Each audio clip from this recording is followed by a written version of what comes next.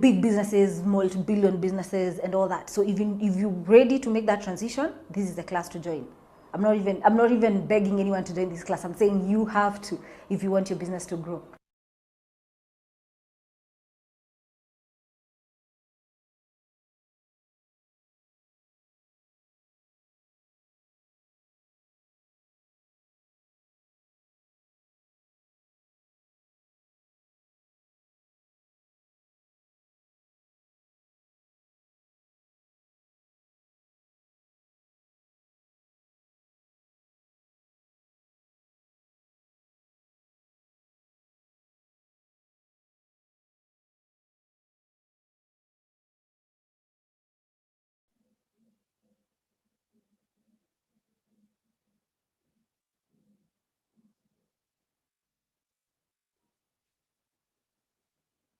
All right, very good morning to you all. Good to see you. These are truly the early birds who have come in. I can see some people who have been here for half an hour, 1 hour. These are people who are seriously waiting on good content that's coming up shortly. We have 8 minutes before we get started. We have about 8 minutes. So if you have friends, this is the time to send that DM, tell them, log in right now. Today, I think I can see one of our speakers who's ready to go has put an explosion and fire upon her title on the name at the bottom there, because I can feel the fire coming. I'm remembering us as a company, Centonomy ourselves as a company, going through some coaching ourselves. Everyone has to learn. We are not perfect. And so you learn from every experience that you're going to have. So if you have friends, relatives who are in business, this is the time, because I think if we don't adjust our thinking in a season like this, we're going to find ourselves in trouble. And so we have about, as I said, 8 minutes to go. So if you have friends who should be in this room, tag them, send them the link, tell them to go to Centonomy on YouTube. They can go to Centonomy on Facebook and be able to stream this, share with as many people as possible. For those who are in the room, we're really, really, really happy to see you guys here, and we're ready to get going. It's going to be quite exciting, and I can tell that we've got some people who are ready from the beginning. When you're 50 people seated in the room before, this is truly a shift for Africans. I think when people say African timing, I don't know where that came from, because the serious Africans who are in the room, they know what they're talking about. They're here, up to 50 guys before the session starts. They're ready with notebooks, with pens. So please do let your team members know. Let your friends know, let your family know that there is something happening in this room. Today, we're going to have an excellent, excellent discussion that's going to set your year on fire. That's what we're looking for. We're looking for that energy to keep us moving and going in this season. We've got our speakers who are seated in the room ready to go. And today, we're really speaking about this issue, moving beyond passion into problem solving. And I can't wait, because if there's one thing that we've had over the last 1 year or so, it's many problems. So we better solve them. But as entrepreneurs, it's also an exciting space to be in, which I'll be describing in a couple of minutes. So as I mentioned, please, if you don't mind, let your friends know, let your business partners know, let everybody know who should be in the room to join us. As I said, we have now got T-minus 6 minutes. We will be starting in 6 minutes now. So get everybody in the room, let them know. If you are around, you can say hi to the people in the chat box. Just find out, what are you in? What business are you in? Hey, what are you working on this year? What is your area of interest? So this is not just a place where you're coming to listen, you'll also be participating. One of the exciting things about being in a Centonomy class is that it's adult education, and in adult education, you don't come to be lectured to. You come with your experience and you offer your experience in the room, and that's what makes it so exciting, because your experience will add to mine, will add to someone else's, and you'll find yourself in a much better position than you were. We as facilitators, as trainers, as coaches, all we're doing is organizing the discussion. We're giving direction, but we are also taking it on board. You talk to any teacher and you hear the moment you stop learning, you start dying. So you better keep learning. We are always learning and adding to the content. What's been so exciting over the last couple of years training at Centonomy is that every year the content is different. Why? Because we have learned something new. For you as entrepreneurs coming into the Centonomy Entrepreneurship Program, you'll be learning things that guys who came 5 years ago weren't, because we had not gotten to that stage. We had not solved that problem. And so now you will be getting the most refined product that we have, because as we learn, we give. To give you an example, a couple of years ago, we didn't have a discussion, an in-depth discussion specifically, for instance, around the business model. Why? Because we didn't know that that is something that we can be able to use to help you build your business. So now we've integrated the business model canvas into this program as well. And it's a simple system for you to begin to see how do you map out your business on one page and begin to see how each of the areas interlock for the success that you're looking for. Recently, the most recent introduction was one of, I think, probably the most revolutionary, at least for me. And it was because we realized we come from a culture in which entrepreneurship is not, we have not integrated fully into that culture of entrepreneurship. We came from a school system, at least those who are old enough. Now, hey, now I'm showing my age, but for those who recognize these songs, I know you're from a certain generation. For the rest of us, don't worry. We came up in an age in which there was one TV station when I was a kid in Kenya. And that one TV station, we used to join at 4 p.m. 4 p.m. is when TV used to start. And when TV used to start, there was children's programming. And there was a Swahili song that used to be sung there. So many vijana, msicheze na masomo, mwisho wa kusoma, utapata kazi nzuri sana. Isn't it?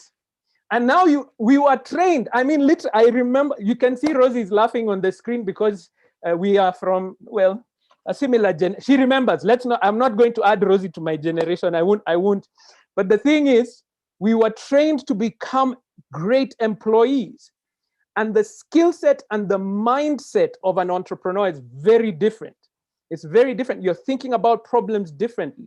And so now what we are doing as a Centonomy Entrepreneurship Program is beginning to reprogram your thinking to be an entrepreneur. And an entrepreneur is a problem solver. That's who we are. And that's what we're going to discuss today. So I'm so excited. 2 minutes and counting. So invite that friend, invite that relative who should be in the room. Wow, 70 people seated before the class. Who said anything about African timing? People who are serious and passionate will be able to join and get involved. So we have about a minute to go. Get yourselves ready. It's going to be good. Hey, some advice. Notebook and pen, vital for today. How we learn and how we remember things is by writing them down. It's not just about typing. There's a different brain function to typing and writing. The one that you use for writing helps with memory. So I'm encouraging everybody, please, if you can, get a notebook and pen. You have a minute. So rummage wherever. I know it's old school technology, but it still works today. Get your notebook and pen right next to you as we get started for today's session. I'm seeing we've got some great links that are on, that you can be able to get some good emojis to share your experiences as we go.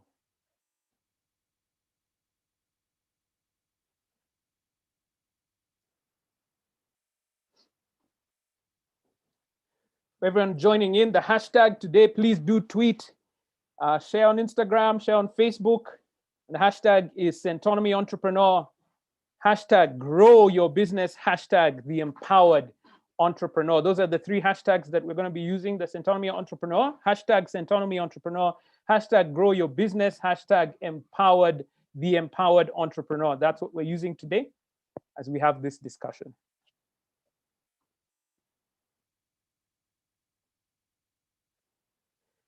$10 a.m. Today, on Saturday, the 8th of May, we are so excited to have you in the room. Everybody who is joining us on social media, on Facebook, on Twitter. I believe we're on Twitter as well. We're on Instagram. No, are we on Instagram? No, YouTube. YouTube is the one that we are on. Everyone joining us in that space, welcome. Good to have you here. We're so glad that you have joined us. For those on this platform of Zoom, we're also so excited to have you here. My name is Waithaka Gatumia. I serve here at Centonomy in the position of CEO. But I simply love to speak in moments like this because I've been an entrepreneur just like you. I am running a business just like you. And so when we're sharing in a room like this, I am here to learn as well.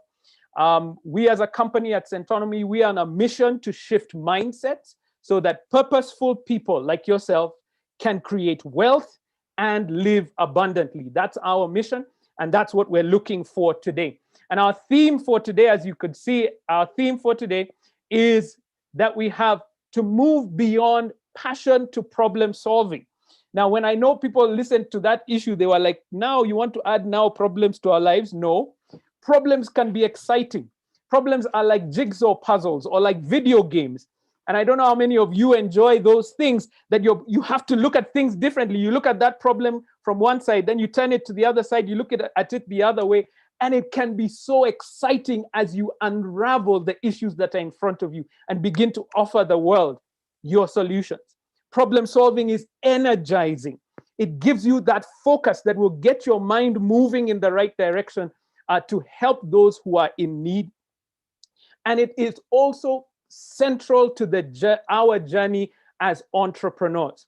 Our journey as entrepreneurs is extremely focused on this issue of problem solving. Let me give you an example. When you started your business, you saw a problem in the market. So you solved the problem by saying, hey, in my area, in this area, pizzas are not available. Let me open a pizza shop and solve the problem of a lack of pizzas in this area. That was problem solving. As you started working out your ideas, there was a problem in terms of how do you fit that oven into that small store that you're going to put it in. Now you started solving the problem of who are the right people to work within this organization. Then the next thing was, okay, yes, there was need for a pizza place around here, but there's a problem. How do we get customers into the room? And you solved that problem by putting out some marketing material. And then as more customers came, you began to see, wow, we can't meet demand. How do we increase? That was a new problem. We didn't have the capacity. So now you solve the problem. How do we increase? Next thing you are like, wow, if this works in my area, how can it work in other areas? And so you started solving the problem of franchising, expansion. The journey of an entrepreneur is problem solving. And so we enter into it with all the energy that we have, with all the experience that we have, with everything that we have, so that we're able as ourselves to be able to break through and have that solution. So it is so exciting because I've got an amazing group of speakers who are coming to share with us. They're going to share their own personal journeys, but also their personal insights. Let me tell you this. If you're going on this journey of entrepreneurship alone, it'll be a very lonely journey and it'll be less successful. When you go this journey with others who have gone before, this is where you're going to see the success and the breakthrough that you're looking for. At this time, in this room, there are years of experience. Let me explain what that looks like. When a speaker comes into the room like this, when a speaker writes a book or puts together a program, what they're doing is they're taking their experience over 10, 15, 20 years and condensing it for you to receive. So that's a powerful tool for you to have. It means that rather than having to live their life and go through the experiences, you can learn from them. And that is how the human race has continued to develop generation to generation. It is by looking, what has somebody else done? I know you've heard this before. Don't reinvent the wheel. The wheel has already been invented. How do you take that invention and repurpose it or use it in a different direction than it was originally done? So when we're in this room, all the speakers who are coming on board are coming with years of experience.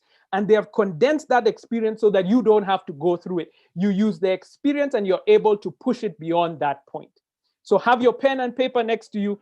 I am so excited to invite our next speakers who are coming up. They're a dynamic duo. They are just such an amazing group of people. Not only are they just amazing human beings themselves, but they have a history with Centonomy. Let me introduce them to you. One of our first speakers is Rosie Lore. She's a PhD holder. She's a visionary, and she's the co-founder of the High Energy Group. I can vouch for Rosie's excellence because Rosie herself has trained us as Centonomy. She was our coach at as a team here at Centonomy, and we thought, hey, because she had such a huge impact on us, can we have her come and share with you her experiences, especially in this area of growth, especially in this area of problem solving. But she didn't come alone. And this, I think this was the treat that just made me so happy. When I invited Rosie, she said, hey, Waithaka, I don't walk alone. I have a team, and I have an amazing certified coach, an amazing, brilliant speaker. His name is Benjamin Kamoye. And when she said his name, I was like, what, Rosie? You're in business with this gentleman who I've been trying to get to come and speak at Centonomy for so many years. How is this happening? And it was just such a beautiful moment when I heard that. He's a co-founder at the High Energy Group, and I know they'll tell you a little bit more about themselves. Hey, Benjamin. Hey, Rosie. Why don't you join me on the screen, if you don't mind? Thank you. Thank you. Thank you so much. Hey. Rosie, go ahead. All right, great. Thank you. Hi, folks. It's lovely to be here. Thank you, all of you who've indulged us by putting an emoji that describes your business. As you can see, we're high energy, we're extroverted, we want to see stuff popping out of the screen. We are not going to be hindered by the fact that we're online. We can create as much energy online as in person. So thank you, Waithaka. Thank you for having us. We are delighted to share our experience and some insights around this whole idea around passion, something that I hold so dear. And Benjamin and I together founded the High Energy Group right after our experience coaching and mentoring you guys when we worked at Stanford Seed. And actually that propelled us and was a springboard for us to say, how can we do this for ourselves better so that we can actually access more entrepreneurs who need us and who perhaps can't come into a program like Stanford Seed. And so here we are, the High Energy Group. And our purpose is to renew and to restore leaders. We have a mandate to raise leaders.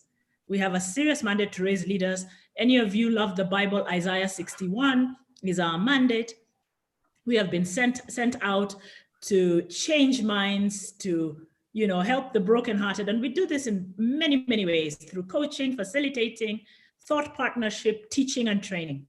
So both Benjamin and I are certified coaches. We are leadership coaches. Benjamin identifies as a reinvention coach because Benjamin truly believes in the brilliance of every human being. So he exists to manifest, to master, and to monetize your brilliance for influence and impact. Because it's all very well to know it, but you need to manifest it. It needs to come to the fore, and you need to monetize it, which is why we're in business.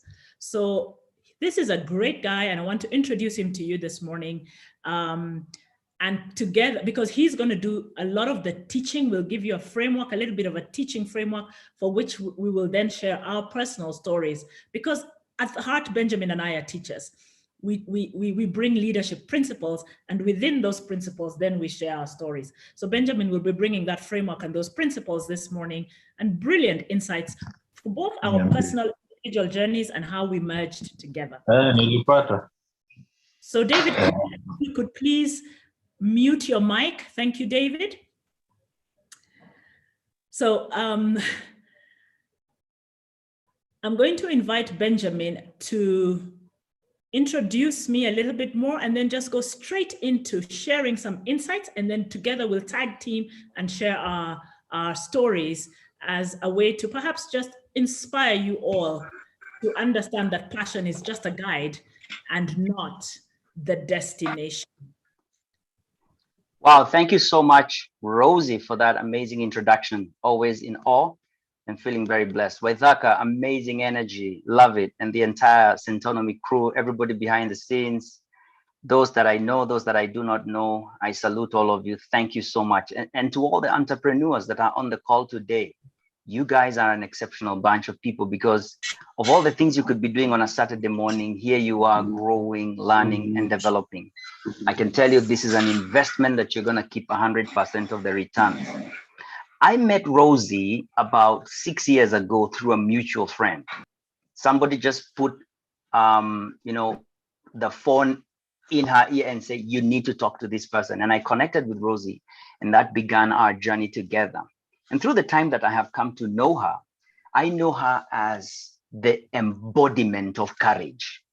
Rosie's entire journey, if you sit with her over coffee and she tells you her story, what she's actually telling you is #courage. She has, pivoted number of times as an entrepreneur, driven by passion, constantly asking the question, what problem am I seeking to solve? What is the impact I want to make in life? And how do I go about doing that? You see, why I say Rosie is about courage is because she began a very colorful career, background in science, PhD, scientist, started with Unilever in East Africa. She's doing well. She's now in South Africa. From South Africa, she transitions to New York. She's on top of that corporate mountain, the lifestyle and everything. Yeah. Shopping on those malls. That's Rosie. And she's got the life. She's got everything is happening. Family is going on. Why would you want to dismount at that point? But her passion is knocking on our door every night and saying, you are built to help people. You are built to coach people. You work with people. You're not a scientist. That's what you studied. Yes.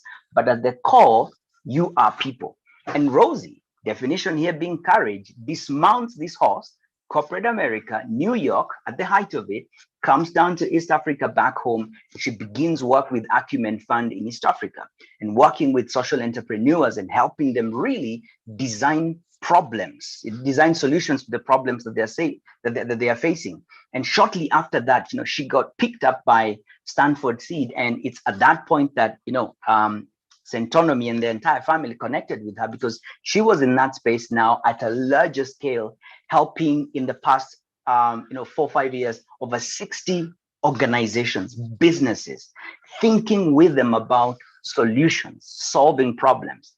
And so as we begin to talk to you today about beyond passion to problem solving, we want you to think about what are you facing as a challenge in your business right now, and what could you benefit from our time here today and get questions and get your questions answered. And also to the speakers that are coming later in the day.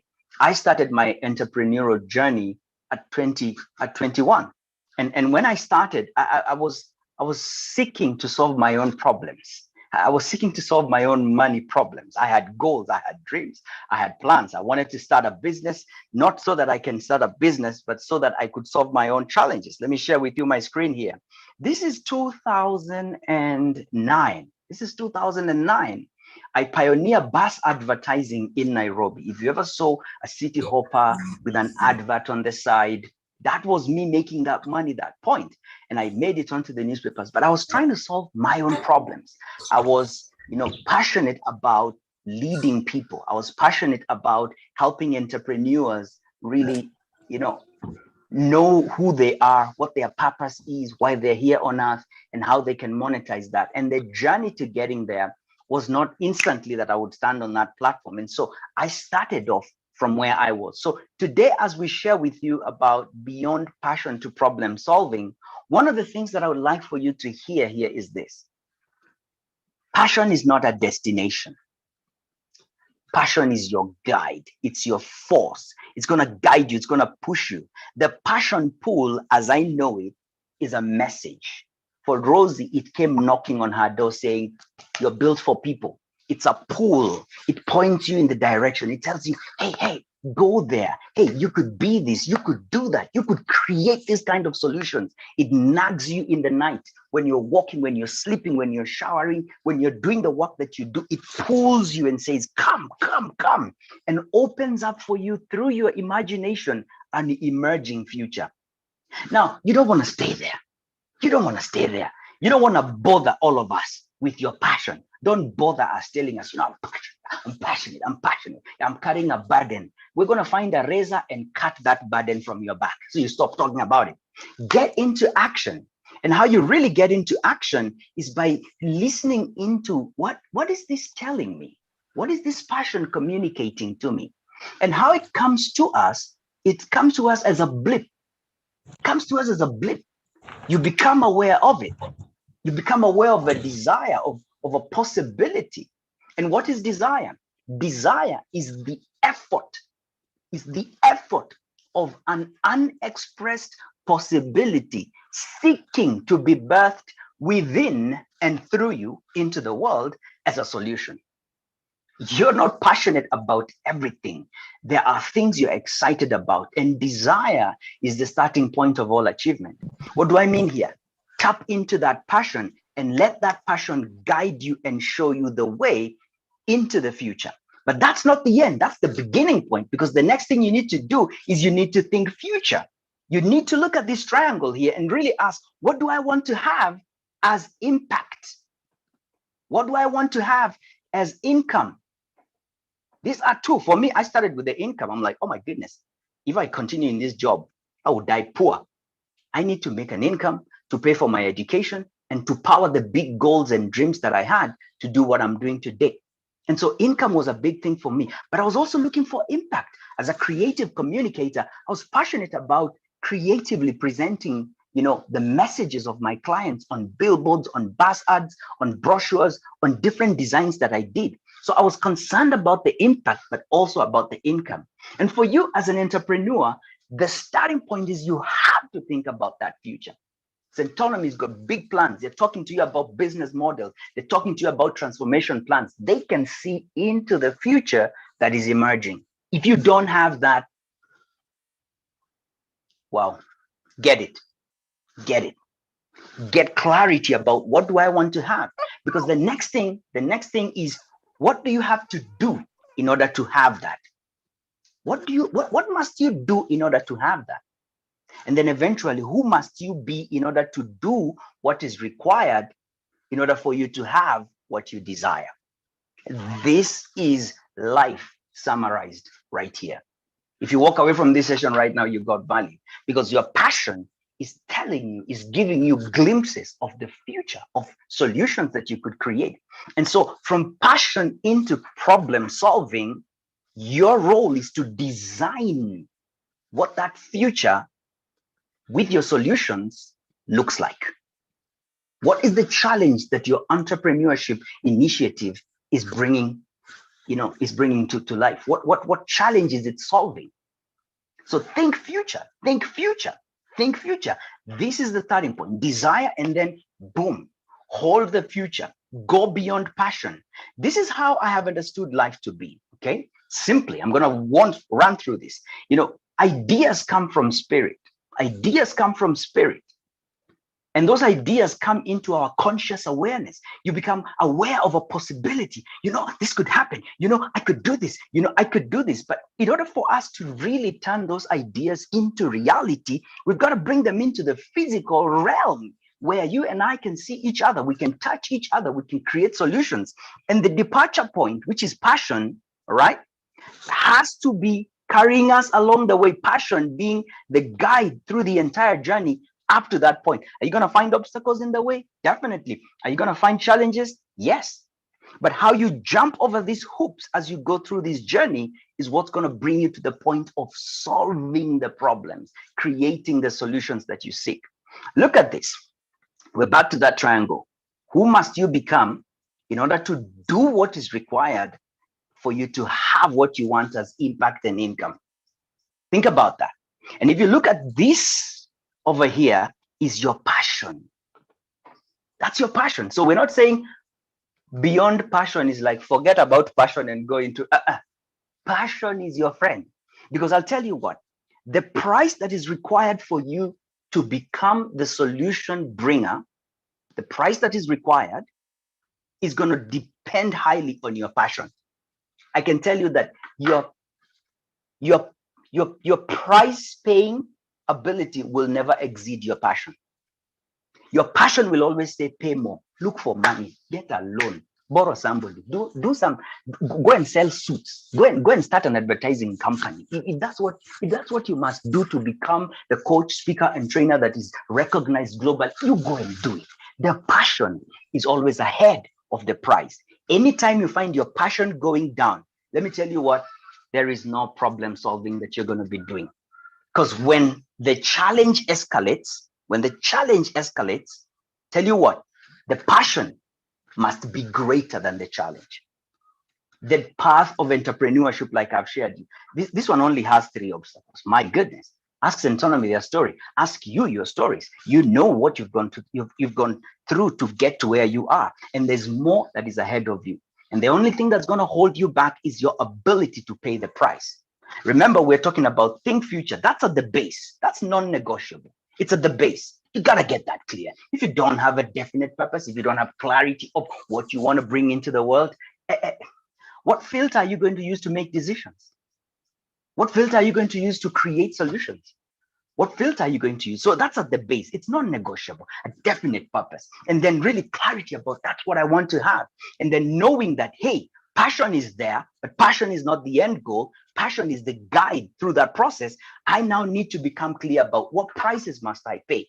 In this environment right now, just last year and now, many entrepreneurs have had to pivot to digital.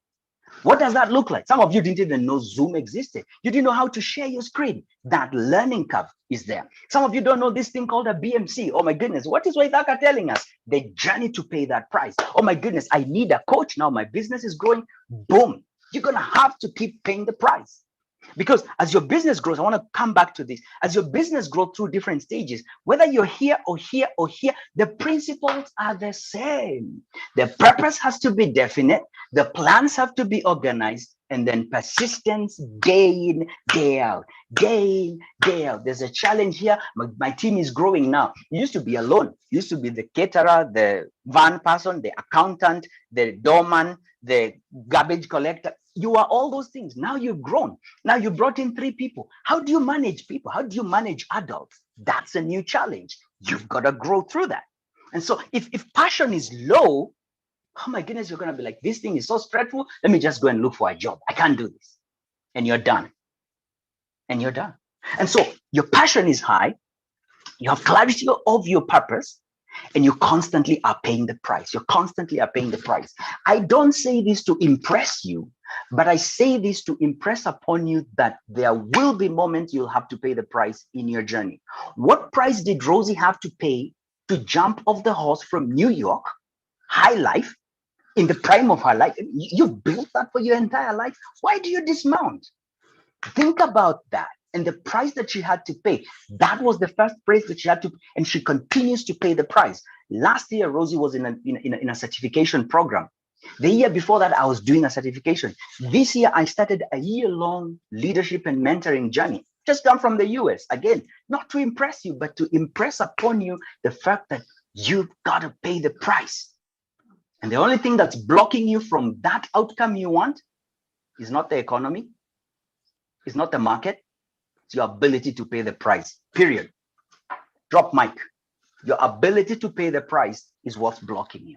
And so from passion into problem solving requires that we have these organized plans and then we move into massive action. You know, most people are determined, but they are not passionate, but they are not persistent. Most people are determined. They're going to take an idea, they'll work with it on month 1 and then month 2 and then month 3 and then month 4, and they're going to be like, it's not working, these things don't work, and they quit. Most people quit too early. Most people quit 3 feet from gold. You've heard that analogy. The persistence is the price you're going to pay. So you're trying to knock on that door and it's not opening. Keep knocking. Find another way. Get another key. You know, jump through the roof. Find a way. Stay persistent in it. If I could tell you, once I transitioned from my advertising company into the coaching business that I do nowadays, it took me a long time to have the kind of impact that I wanted. I was already in the space. I was doing training, and I was constantly asking, no, I want to have more impact. I want to see change in people's lives. I want to see transformation. I want to see people manifesting their brilliance, monetizing it, earning a lot of money from it. And the different models I had were not working. I could have said, yeah, you know, yeah, you know, but I stayed with it. And that's the persistence. I love this quote by John Maxwell. And he says, most of us have got uphill hopes and downward habits. Most of us have got uphill hopes and downward habits. And so to stay in that place where you're being the problem solver, you've got to match your uphill hopes with uphill habits. And that is persistence on a daily basis. If you look at what we're talking about persistence, the price that is required for you to get good, masterful at your craft, to be the kind of person who is sought out by kings, who don't look at the bottom line. They don't look at your invoice. They just look at the value you're delivering, and they want you for what you're bringing. You've got to have what you would call your rule of 3 or your rule of 5 or your rule of 7, whatever that is. It's that every day, these are the things that I do to constantly sharpen my sword and my axe, to get good at my craft, and to continually add value to my clients. My rule of 3 is that every day I read. Every day I read. Every day I create learning resources. Every day I teach leadership. Every day I do those 3 things. My passion is helping people master, manifest, and monetize their brilliance. And so every day I'm reading, because my passion is telling me you want to have something when you meet them. Every day I'm creating resources, because when I meet with you, I want to say, hey, here's a resource, here's a video. Matter of fact, just before this, I just did a 30-minute live I do every Saturday morning called Reinvention Saturdays. It's about teaching. It's adding value to people and helping them. So what's the idea here? You started with passion. It was just a magnet. It was just a magnet. And he just said, hey, hey, hey, come this way. And then from that magnet, you began to think about the future. Okay, so what are the possibilities going to be? What are the plans?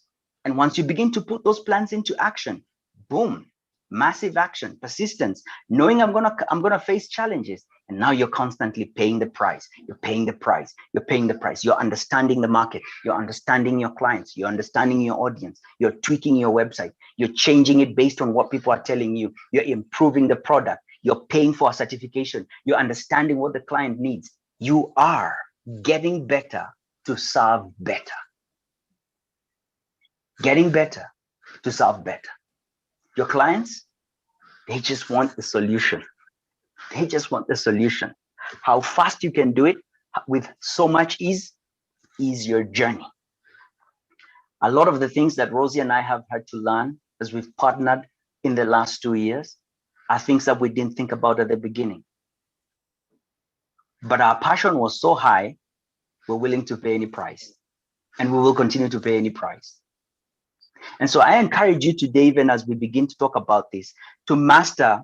Very quickly, I'm going to share with you these 7 levels of awareness. Rosie, how am I doing on time? You do well to kind of give. You're doing great. I think you probably could do another 3 minutes. 3 minutes? Bingo. Yeah. I'm going to land in 3 minutes. I want to share with you guys the 7 levels of awareness, because I did not know the power of this. And I kept receding from my desire. I kept receding from what I wanted to create. I was so passionate about solving problems, but I did not understand the principles that have been put in place for me to create the kind of impact that I want. And these 7 levels of awareness are 7 levels of consciousness. You know, consciousness is the operating system of leadership. Leadership is happening in moments as you're making decisions. And the choices that you make are a function of your awareness. And so the bottom there, the lowest level is animal. These people at this level they are clueless. They react to life. Somebody cuts me off in traffic, now I make them my agenda. I will drive in front of you. I will block you. I will make sure. I will give you. I will show you. And I will do this. I'm clueless. I'm clueless. The next level of awareness is called mass. Mass level of awareness is where you follow the crowd, where you say the economy is not working, these businesses don't work, you will fail in your first year, it will not. You take the group narrative and make it your narrative. And so when you fail, you go back into mass level and you say, yeah, you know, the economy is doing bad. How many millionaires have been made in the last 1 year? Why are you not one of them? What level of awareness are you operating from? Because that positions you in a place of creating solutions and being a problem solver. The third level of awareness is aspiration. This is where you just become aware of a desire. And I know most entrepreneurs start at this level. Now I know what I could do. And you just constantly tell people about what you could do. 1 year later, you've not put some concrete plans in place. You've not taken some action to really understand how you could solve problems. The next level of awareness is really individual, where you're expressing your uniqueness. Maybe you've now written a plan, you've come to Centonomy, you've done the courses, but you didn't do the action. Thank you, you came for the course. But where's the game plan behind it? Where's the action daily behind it? That takes us to the next level of awareness, which is discipline. Discipline is giving yourself a command and following through. This is where the rule of 3, the rule of 5, the rule of 10, whatever that may be for you is. This team at Centonomy is already doing their rule of I don't know how many. Every time we're impacting entrepreneurs. This Saturday chat is about impacting you. Whether we are 2 or we are 200 or 20,000, we're going to be here. We'll do this. That's their commitment. They're following that desire at level 3 with the uniqueness, the flavor they bring, with the discipline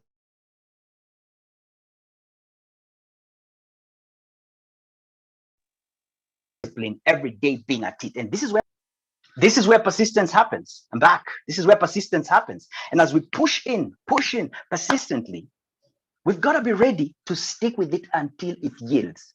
There are 2 things. Either you yield or you yield. Because me, I'm not backing up from this game. And that's where passion keeps you in the game. Passion renewed daily keeps you in the game. So I want to land here as I talk about the other 2 levels of awareness, because when you get to experience, now you've got cells of recognition. I've won before. I've done amazing things before. I've created solutions before. So whatever the challenge is going to come your way, you are resourced to find a way.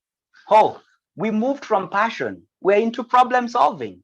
And that journey is about staying in the ring and punching out whatever is coming. Yeah, today I didn't win.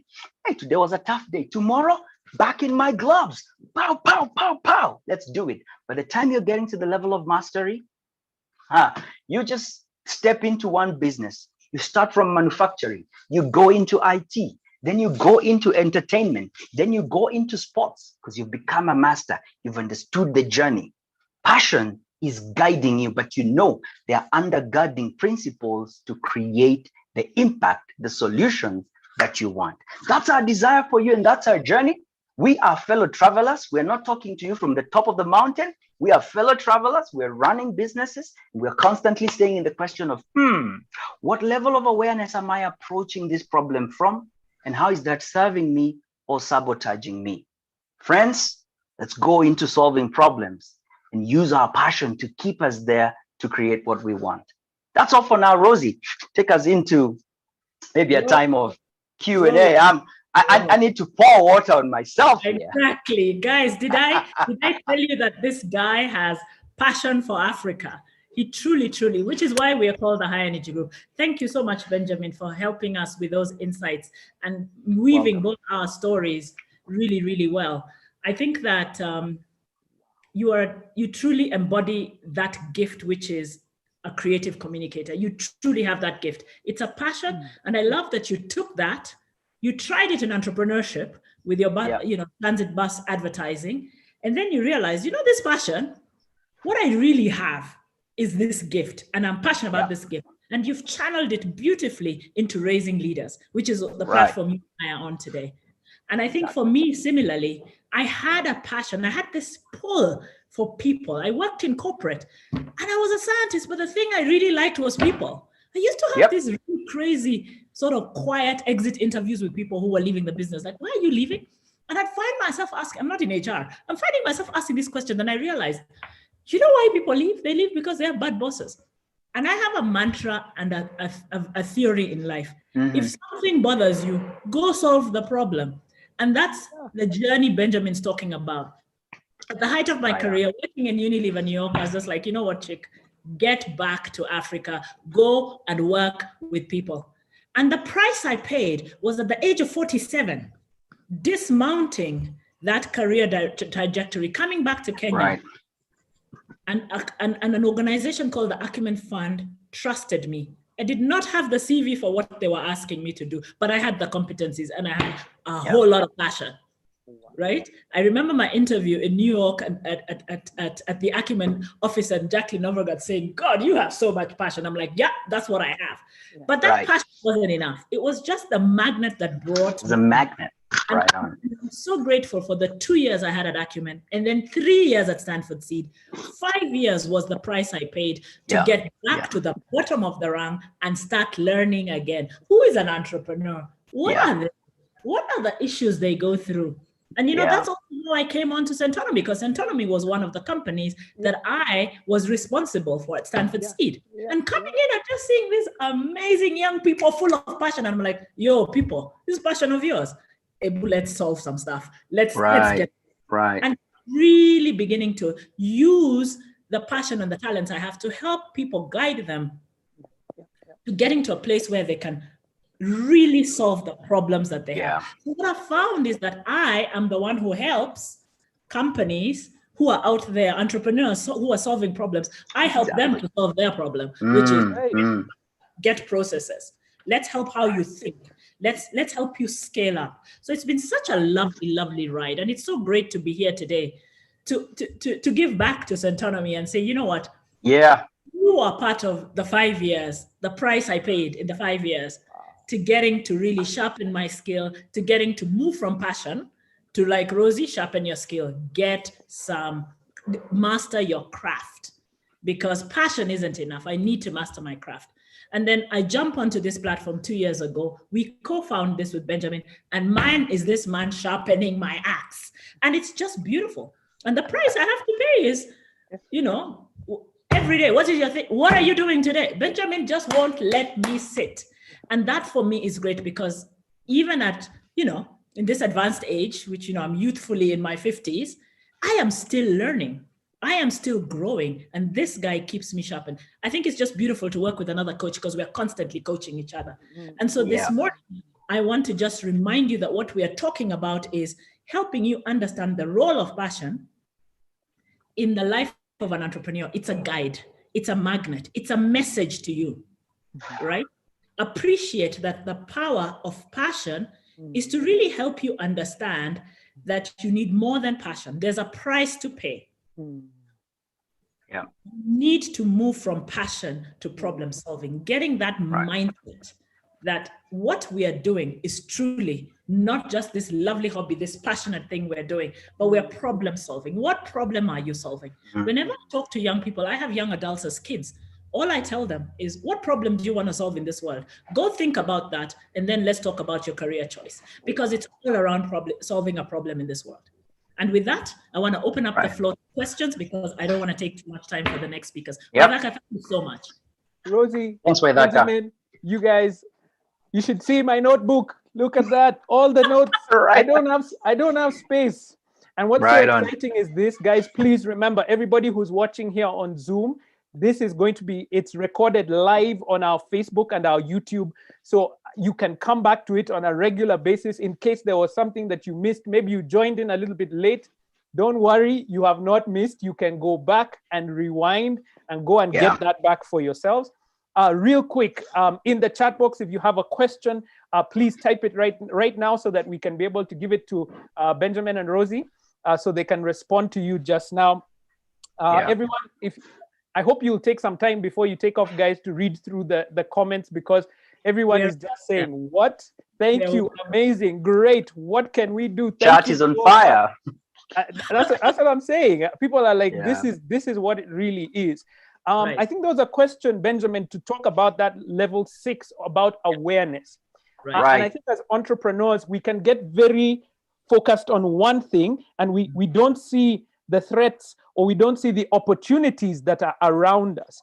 And I thought you might be able to speak to that specific area of awareness. This is Pamela who mentioned this.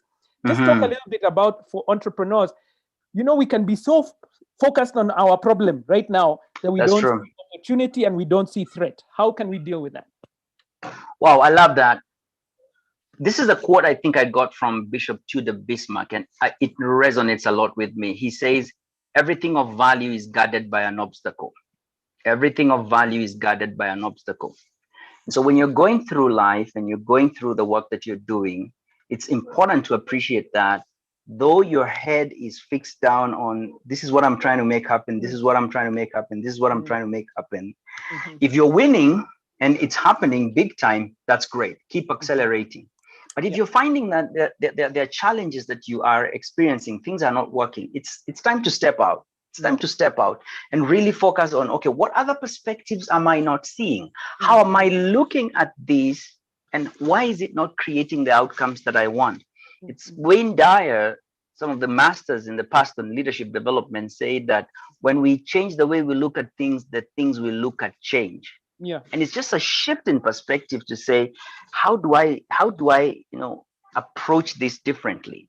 But also, even if your business is working and things are really excelling, step out of it a bit, walk around, see different things, see what you could integrate into your business, aspects that you could plug in. Because the reality is this: if you're not constantly evolving and innovating in your business, you're in trouble. Facebook is not worried about Twitter. Facebook is not worried about Google.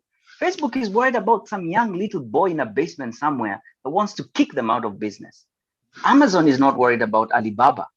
They're worried about some kid that thinks that they can do a better shipping deal, something from. So don't just stay, focused. Like the idea is stay focused, but don't lose the vision and sight of how is the industry shifting and what are the trends that are going on and how do I shift into that?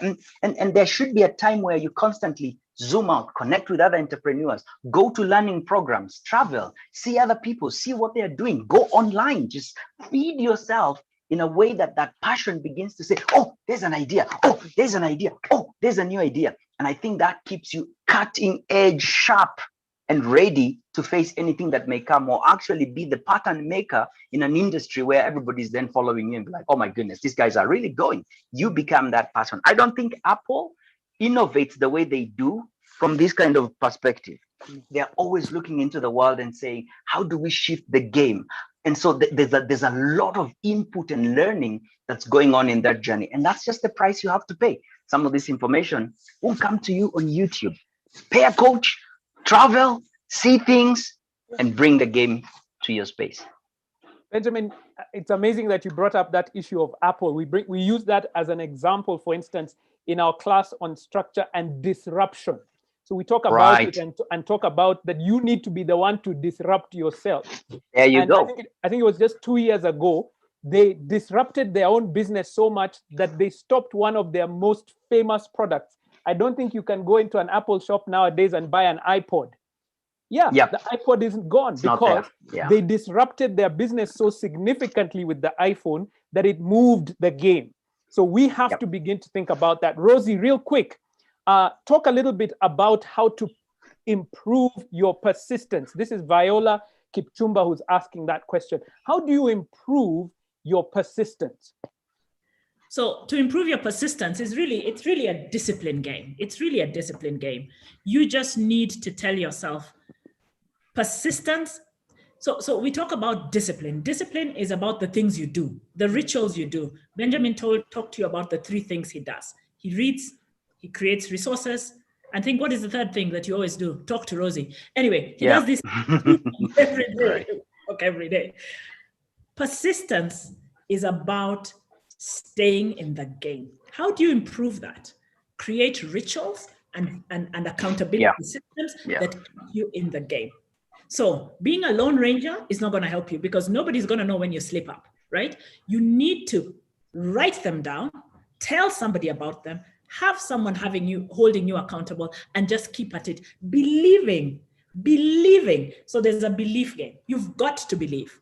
You've got to believe that if I keep at it, I will get to the destination. Right? Remember those roadblocks that you have to keep jumping? Keep at it. When you come to a roadblock, don't give up. Just say, how do I scale this?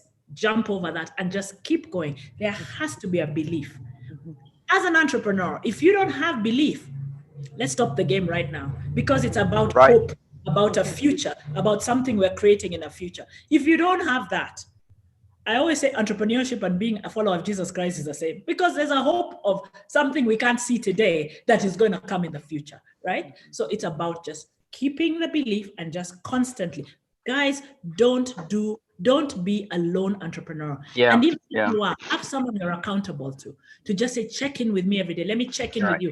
Let Right. me use you as a sounding board. This is what's happening. Just constantly keep at it like a woodpecker. Awesome. I'm telling you, So Rosie, true. the community, the Centonomy Entrepreneur community, we've got quite a few of them in the room, guys.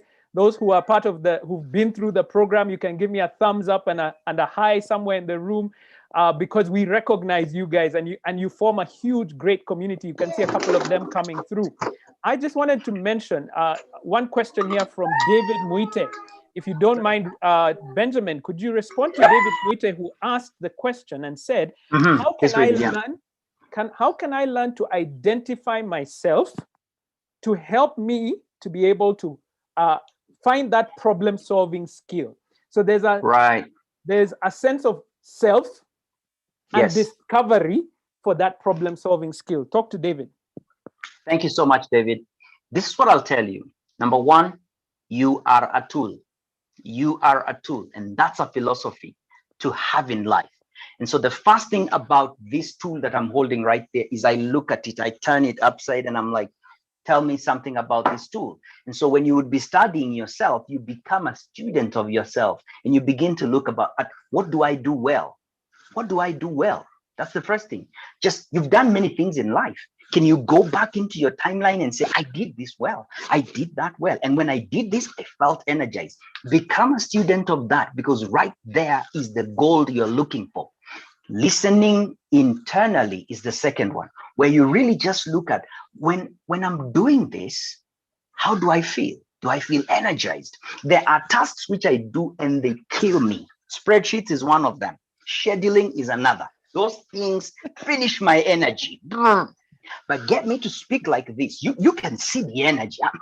We're in a live audience. The ones in the front 2-3 rows, you'd be slain by now. That's my passion. This is who I am. I feel the energy. So listen internally to know, when I'm in this zone, high energy. When I'm here, I'm bored. That's the second big clue. And the third one is listening externally.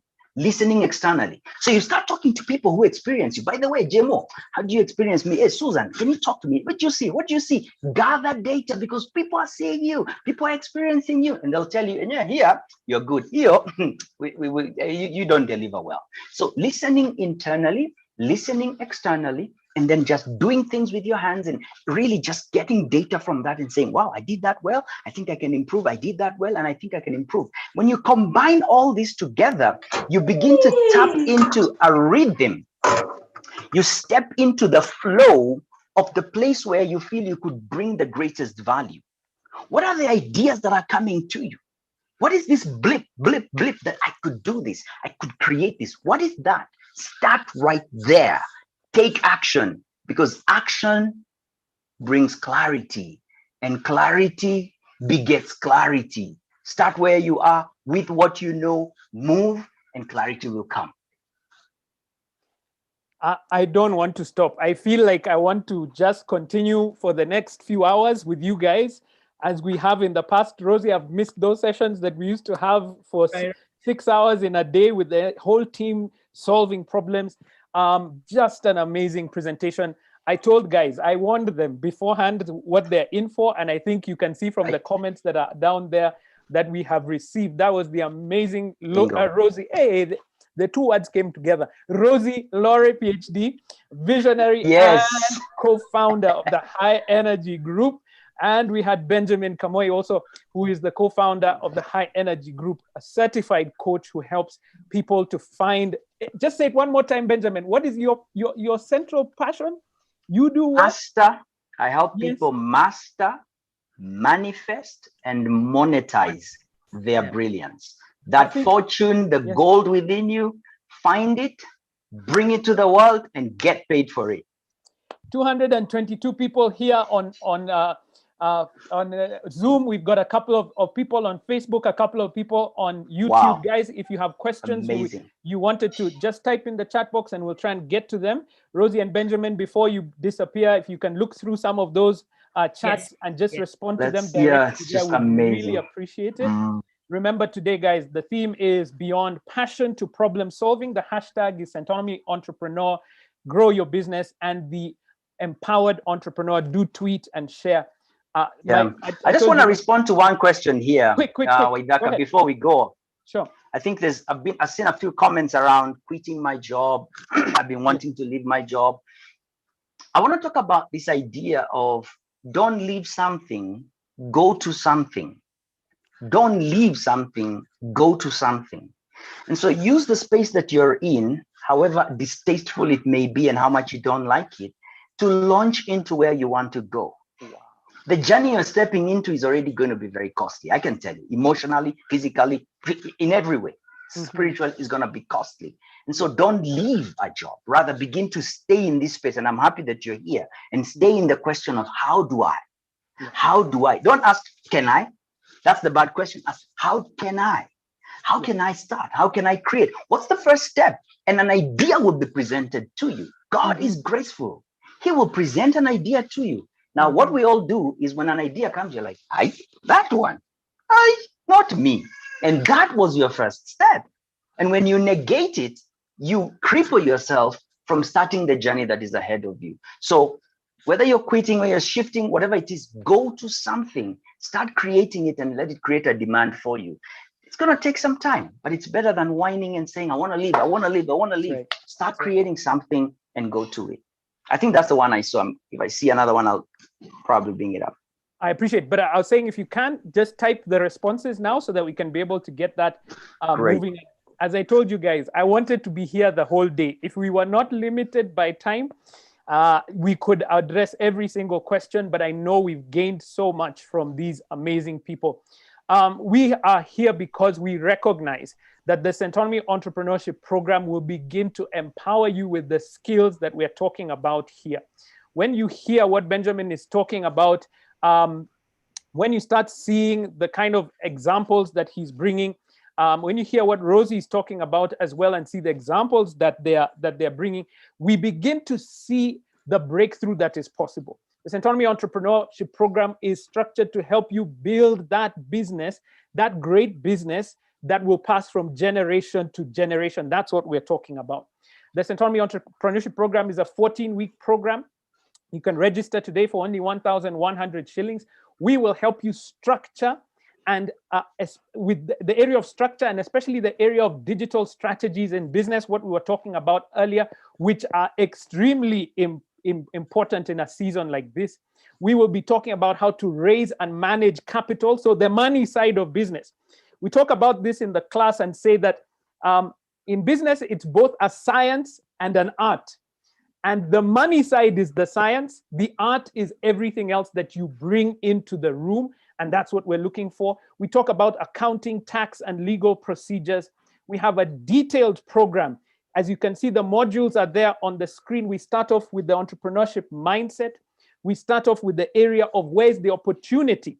How do you design that opportunity that is in front of you? But I know for many of us, and in fact, that's the last question that Benjamin was talking about, there's fear.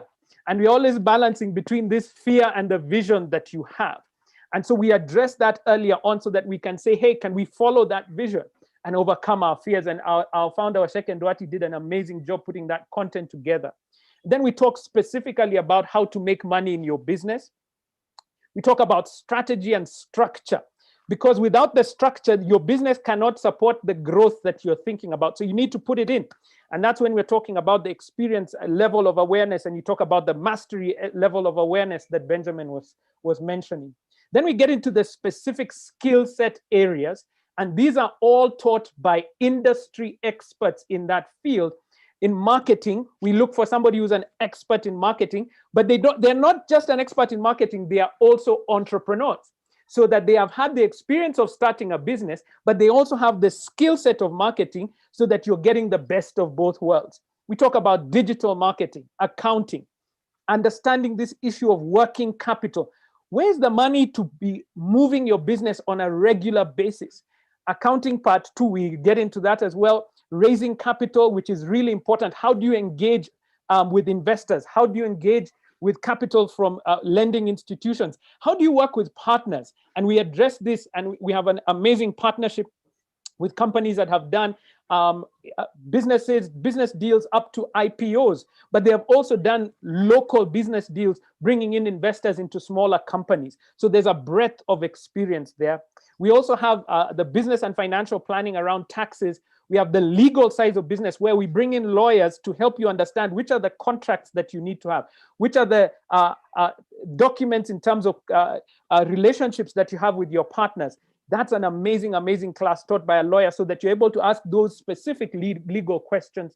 And then finally, we talk about the personal finance for the entrepreneur, that abundant entrepreneur, because it is building that skill set for growth.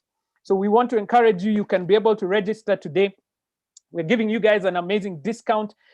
It's only 1,100 shillings today. You're getting 1,000 shillings off your registration fee today because you showed up for this session, the Centonomy Entrepreneurship Chats, and you can register right now. The classes will be starting on the 2nd of June. So you have a couple of weeks to prepare yourself, within which you can be able to prepare and begin to plan for the full fee, which can be paid in installments on a monthly basis. We know cash flow is an issue for business and entrepreneurs.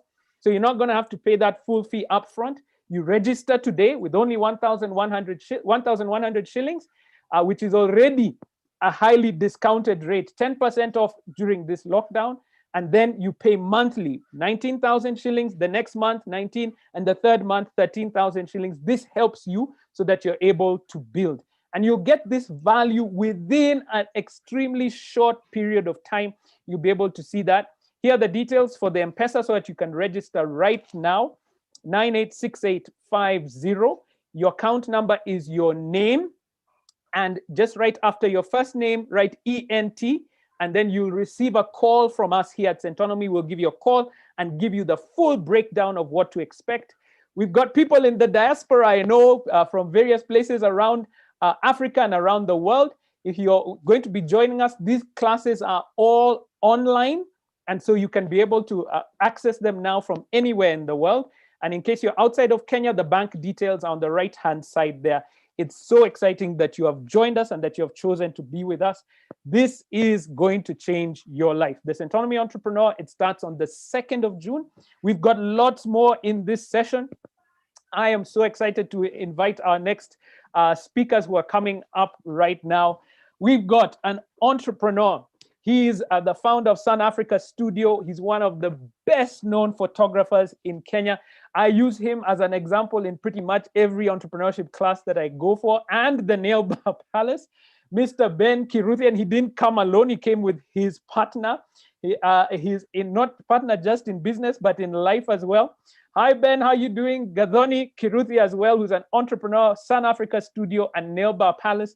It was so exciting to have these guys join us for the Centonomy Entrepreneur Program, because when they came together as a couple.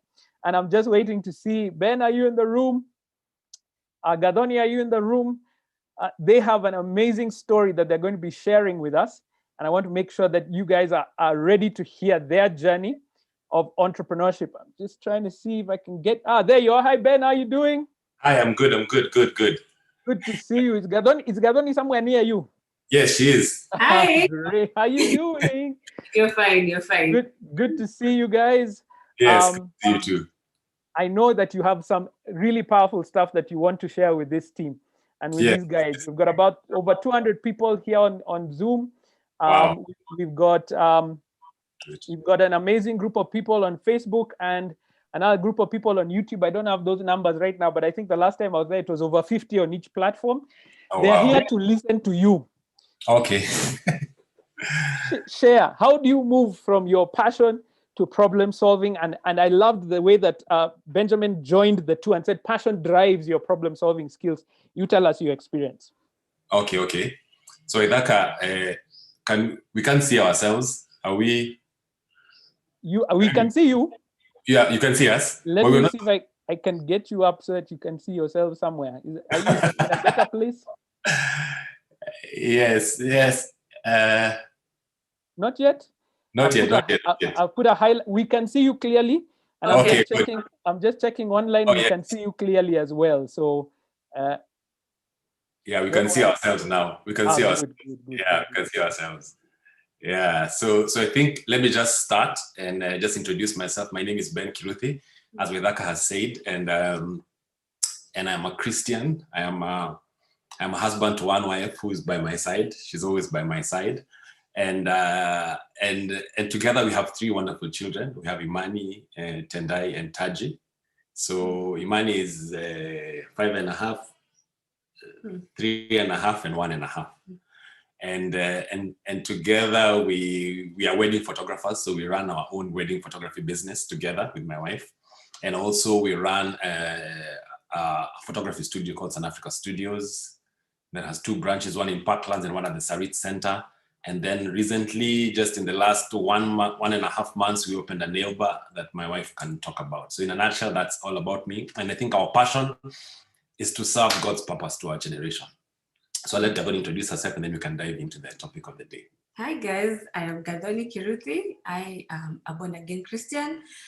Yes, I am a mom, I am a wife, I am an entrepreneur, I am a friend, yes. So yeah, and basically that's me.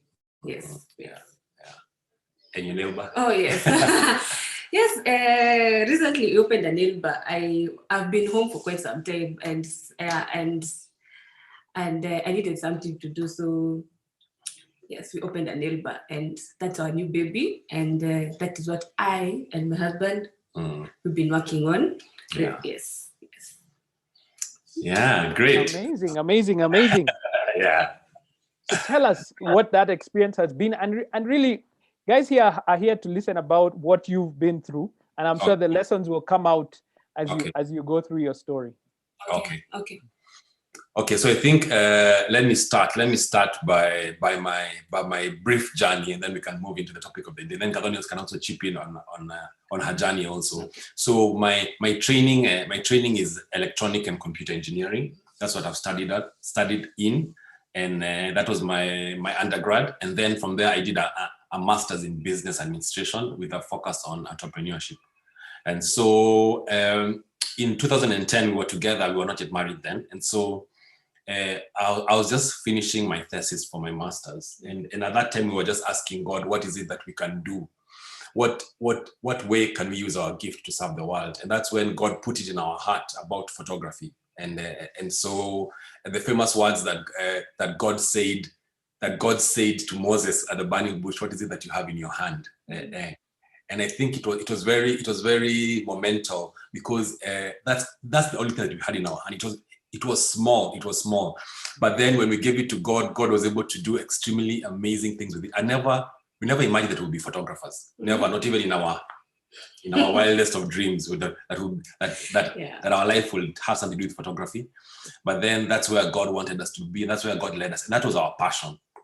And so that was our passion, and we begin to fall in love with photography. Yeah, but we made a fatal assumption. Okay. Yeah, that I think we'll talk about this time in terms of we figured that because we understood the photography craft, the technical work of doing photography, we understood a business that does that technical work. So we understood, so we thought that because we were very good photographers, we would be able to understand how to run a business that does photography. It was a fatal assumption. Yeah, and we ended up being the proverbial broke artists.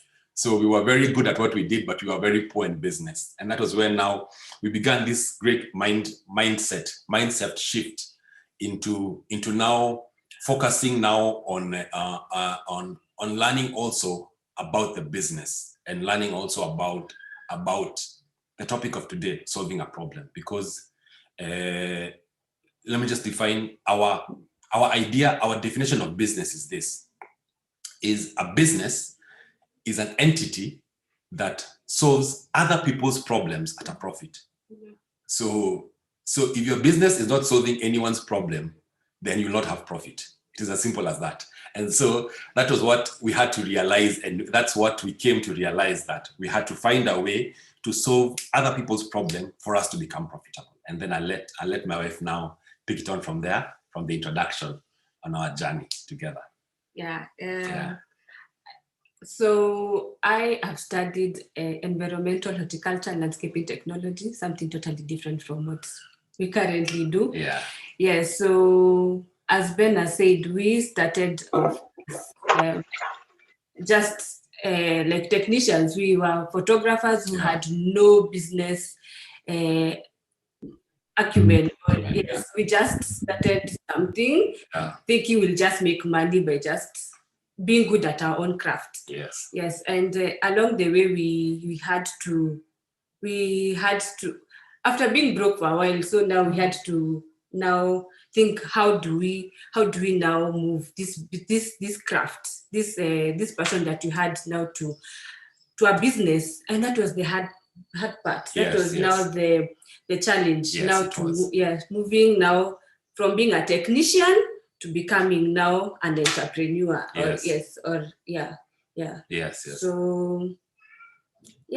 So we enrolled for courses. We did the Centonomy Entrepreneurship, and also the personal finance 101. We did those 2 courses that really opened up our minds. That is the actually just before we opened up South Africa, we had just enrolled. The entrepreneurship course for Centonomy. And we got to learn so many things that we thought we are just we thought were not important, or rather we were not so keen on. And yes, so far so good. Yes. So far so good.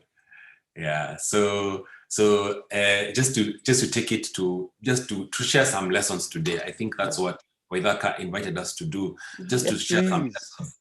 Some lessons in the journey that we have learned so far in moving from a technician to someone who can run a technical business. Wow. And so that was really great, and for us to be able to understand that the idea of problem solving. So just to begin with is that a lot of people make the fatal assumption that if I'm a DJ and I'm good at mixing, then I can be able to run a business that does DJ. And so a lot of people or I'm a makeup artist, and then I really spend my time and energy in YouTube learning about how to do the eyebrows and the blush, and not taking some time to actually understand the business part of running a makeup business. And so for me and Gadoni, our desire is that by the time this short session is done, that you guys will be able to understand, how can I be able to move from a technician, from somebody because most of us are small businesses, we work for our own selves. How do I move from that into developing a system that can be able to deliver value to the customer and solve their problems? And so number one, let me just start, then Gadoni can pick it on. So number one, in terms of business, entrepreneurs solve problems at a profit. That's the whole idea. I have to find a way to solve problems. But ideally, at the first, we used to believe that solving problems was invention. Invention. Let me speak it this way. For example, Uber came, and then it invented the whole online taxi business, or Airbnb, or Facebook. And so a lot of us young people, who were stuck in analysis paralysis, whereby I have no Uber. I cannot come up with an Uber. And for us to think that if I'm supposed to solve a problem, I'm supposed to come up with an invention, something that has never been there before. We call it inventing the wheel. So I want to go and then invent a wheel. So for very many people, that was the biggest headache. And because our own idea of problem solving was a Silicon Valley startup mentality. Startup, people it's cool being in a startup. It's very cool that I'm in a startup, and most people, because of that Silicon Valley mentality, thought that, by the way, I have to invent something. And that is just one phase of problem solving. That if God has blessed you and you come up with an amazing prototype, an idea on how to solve a problem, the next Airbnb, like the next Facebook, the next Uber, then God bless you. But the whole idea is that it is a very complicated thing. For example, Amazon was inventing a wheel. He was coming up with a new idea. That meant that when he made his prototype, he had to give it to the market, and he had to form a new market. You understand? He had to come up and create a whole new market. And the difficult thing about that is that it takes at least 10 years. At least 10 years for the market to adopt your model. At least 10 years. And we know Amazon took 18 years. 18 years before it broke even and began making profit. 18 years. And for very many people, that length stops them and looking for funding and doing the rounds of funding and doing the prototype and doing all those things. Very many people, they get stuck in the analysis part. That's why it's called analysis paralysis. They get stopped there. So that's the first part of problem solving. That is the inventing, coming up with a wheel. So for the guys who are watching, I want you guys to focus now your mind on the second part. That's what Gadoni and I have been able to do. The second part of problem solving that for us has been like Gadoni's Nailbar. Its first month in business made a profit. Yeah, last month we made a profit from the Nailbar.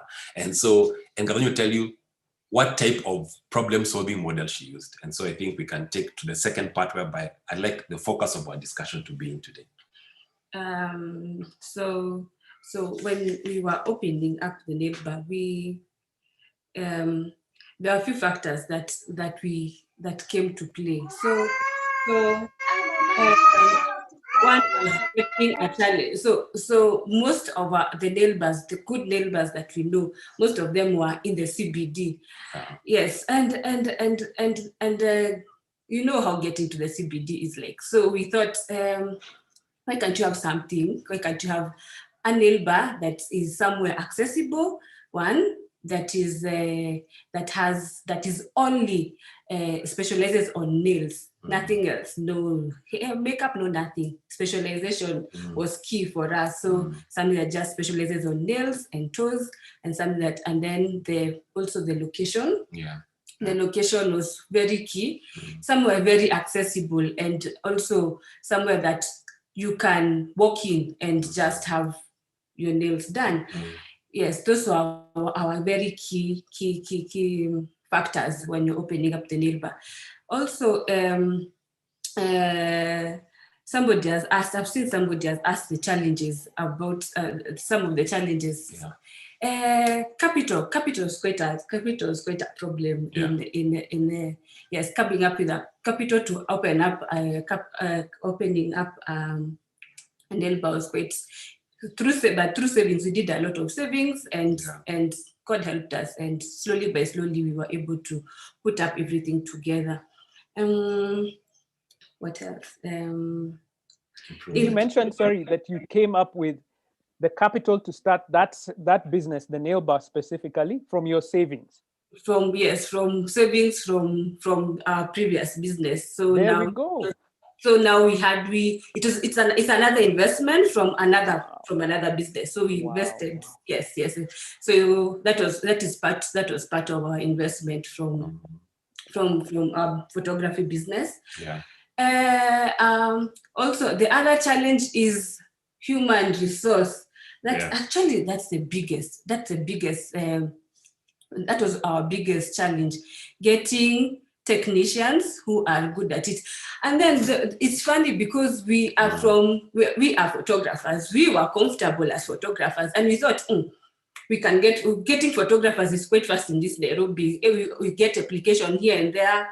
There's somebody who's good who wants a job, and that was easy for us as photographers. Now coming to the Nailbar, oh Lord, getting skilled labor, good skilled labor was. It was something else, and we spent several months looking for good technicians, and we also came up with another business idea through that. We're thinking, why can't we just start up a school that just teaches technicians? Because if the technicians is quite getting good technicians is quite a problem. That is also a niche that we can get into. So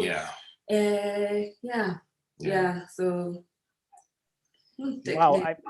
I mean, when you think about it, one of the things that we've noticed from your discussion so far is that you're using a skill set that you learned in another business, which was finding people. And now you're saying, because I have the skill set of looking at, I know photographers, I know what is useful. Now you're saying you're making it into a system that is going to assist you to start another business. Yes. I mean, I'm even wondering because the last time when I was inviting you guys, I knew you were coming to talk about hear photography. you. Your microphone is muted, but I can't hear you. Oh, someone is struggling with hearing. Pamela, sorry, but I think everyone else is hearing us. Ben, I think you can hear me clearly, right? Clearly, very clearly, yeah. Guys in the team, Ruby, if you can help Pamela out, just type in the chat box to Pamela that maybe it's a sound on her end that she needs to fix. I was just saying, Ben, that I was expecting you to come and talk about the photography business. I didn't realize that you guys had actually opened a completely different business. Yes, you guys are scientists, engineers, whatever. Now you started a photography business, but and then now you're doing nails. Yes. So what people don't understand, and I love that you brought this up, is that running a business is a skill set. So as an entrepreneur, you can apply that to different types of businesses, and that's really amazing. True. What kind of system did you go into on finding the right nail technicians? What did you discover? Yeah, so I think what Waithaka shared is very important, that and that is a science part of business. Mm-hmm. Science part of business means there's a set. It's like chemistry. You follow a set procedure and then you get a definite result. So that's the science part, which enabled us move from business to business, and now we're opening the third business now, and we're applying the same principles that you use in South Africa, and opening the Nailbar, and then you're opening now another business through it. So I think that's the whole idea of us using the scientific part. Now there's also an artistic part, and I think that's what Gadoni is focusing on, in terms of every business has its own different set of problems. Yeah. That now when you get into the business, you begin. We did not share the second part. So the second part of problem solving, what Gadoni was sharing about, is there's innovation, invention, and then there's improvement. Yeah. There's improvement. So what we have done with South Africa and the Nailbar Palace is just improvement. That means we have not invented the wheel. We have just improved the wheel. We've made the wheel faster. We've made the wheel. So improvement can be in terms of four. There are 4 things that you can improve on an existing business. That means you can either make it better. That means give better quality of services or products, or add more features. Yeah, that is better. Or you can make it cheaper. Yeah. Cheaper. Yeah. For example, like first for the Nailbar, the nail services in Sarit Center were very expensive. And so one of the ways of us getting our foot into the door was by reducing our prices. So our prices at Sarit Center are the same prices you can get in the CBD. So that can be a way of also improvement, making it cheaper. Number 3, you can make it faster. Faster means how fast do you deliver your value to the client? For example, when we were beginning South Africa, the standard time of delivering the wedding pictures was 1 month.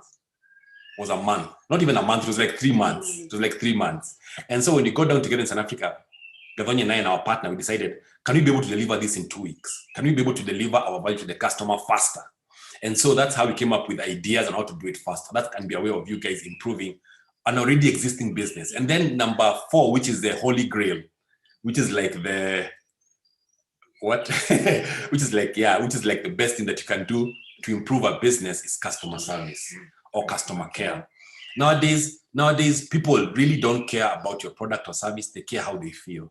Mm-hmm. They care how you make them feel. And so one of the ways that we realized in that, one of the things that we're struggling with in South Africa right now is, as we scale, as we get more and more customers, then it becomes very, very important for us as entrepreneurs, as founders, to really focus on customer service, on how do our customers feel. So for the Nailbar, what Gathoni realizes that now our customers, they really care about how you make them feel. How do they feel? Do they feel like you care about them? Do they feel good about them? Do they feel like you care? Is the customer at the center of your business? And so one of the things that, one of the ways that us guys were able to improve on the existing Nailbar or the existing photography business is for us just to improve the wheel. Not to invent the wheel, just for us to improve the wheel, which really, really helped. And let me just finalize also, and then Gadoni can talk about more of the practical things that we did on a day-to-day basis. Is that, for example, you have a passion. My passion is for me to I'm a DJ. I have a passion to become a DJ, or I have a passion in photography, or I have a passion in whatever thing I have a passion in. So the thing to ask yourself is this: if I have a passion for photography and I want to get into the photography industry, first and foremost, I have to understand the industry, because I have to understand the problems that are already existing in the industry. For example, Gadoni and I, we never understood the story of how much there's a big shortage in Kenya for qualified nail technicians. These are huge shortage. The demand is so much, but the supply is so little. So the few who are there, they're really diva queens and diva kings. Yeah, they really, because it's a very big shortage. So for us, had we known, we would have come, instead of opening a nail bar, we opened a nail school, training facility of some kind. Yeah. yes, like that. Wow. So we train because nail bars are opening all over Kenya. Yeah. But the biggest problem, people are telling us, Ben, we don't have people. Ben, send us staff. We don't have people. And you're like, wow, this is such a big problem. That whoever can solve this problem can become a millionaire overnight. Imagine if you can just get people, train them about customer care, train them about handling the cashier, handle the cash register. You become, because there's such a big demand for it. But then you see us guys, we never knew because we were not in the industry. Yeah. We were viewing the industry as an outsider, and seeing, by the way, there's money, there are customers. But then when we got our foot in the door, we began realizing this industry has problems. Yeah. So many problems that we can be able to solve. Yeah. And so for anyone who has a gift right now, the thing is this: get your foot in the door. That means either get an internship, free internship, or get a job. Just get there. And when you get there, don't be like an employee. Get there in the business to learn how the business operates. Get the suppliers. Understand how they get their customers. Understand how they train. Understand how they recruit. Get in there and understand. The next time that you have, ask questions. Ask the manager, come, by the way, how much money do you guys make per day? What are your expenses? Understand the business as an insider. And you know the business as an insider, then you can be able to decide, by the way, I'm a photographer, but I don't want to come and be part of the problem. Because photographers are, they're everywhere. You thought in Nairobi you can reach a photographer, or a DJ, or a makeup artist. They are everywhere. Everyone is becoming part of the problem.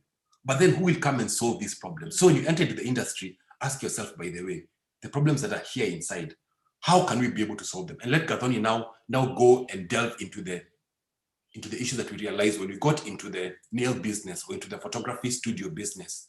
Yeah. What are some of the problems that we identified that you can be able to solve? And so, wow. Before Gadoni speaks, yes. What has amazed me from your discussion is this: we don't all have to reinvent the wheel. Yes. Imagine you can. Were you the first photographers in Kenya? I don't think so. No. I don't think you're the first nail bars in Kenya, but you can start a business that is profitable in an area that everyone else is. Yes. That's really powerful. The second one that I picked up, I hope everyone wrote that down, is as you scale your business, a new problem showed up. How do we maintain standards within that business? Yes, and I think you remember what we began to talk about in the class about that structure and systems that help people know how you're going to deal with them. Hey, Gadoni, please. People are waiting to hear your solutions. Oh yes. So one of them was customer service. As Ben has said, we decided to be very key on customer service. How we get this is pertaining both the Nailbar and South Africa. So we are very high on we are very keen, that's the word. We are very keen on customer care. So how a customer actually feels once they get there. How we are very keen on how they experience, how their whole experience is, because at this time you can walk into any studio or any nail bar, have your nails done or have your photos taken, and you just go home. But you're very keen on how do you feel, what was your experience, how did we make you, how did you go home feeling, and that is one of the things that that helps in retaining a customer, how they felt. Because now once you go to us, I remember a while ago we worked in StanChats, the one at Two Rivers. I've never forgotten that experience. We've been to many StanChats all over Nairobi, and when you got there, the customer care, we were welcomed. We sat down. They asked us your names. They gave us some sweets, and then when you went to the banker, they already knew our names by then, and by the time we were being attended to, we were like, what? We are feeling so. We want to be coming to this branch every other time, and from that moment on, you are like, this is it. This is what will retain a customer. This is what we shall be keen on also in our own businesses. That is one thing. The second thing is staffing in terms of human resource. So the people that we get, we continuously we train them. We train them also on customer care. We train them on how to improve their skill every other day. Where they don't go home the same way they came in the morning. So they learn from one another. They learn from other people that come in to train them. So there's that continuous learning. And the other thing is quality control. That is another challenge, because now everybody has their own school of learning. There's the way somebody learned from YouTube, the other one learned from school, the other one learned from. So bringing them together and now trying and bringing them together now, showing them this is how we are doing it. And what has helped us is coming up with something called an operations manual. So an operations manual, what it does is you sit down and come up with a system on how you're going to do it. So if it's the Nailbar, let me give an example of the Nailbar. So when you come into the Nailbar, there's how the customer care or our receptionist will welcome you, and there is how now the customer the receptionist is going to hand over the client to the nail tech.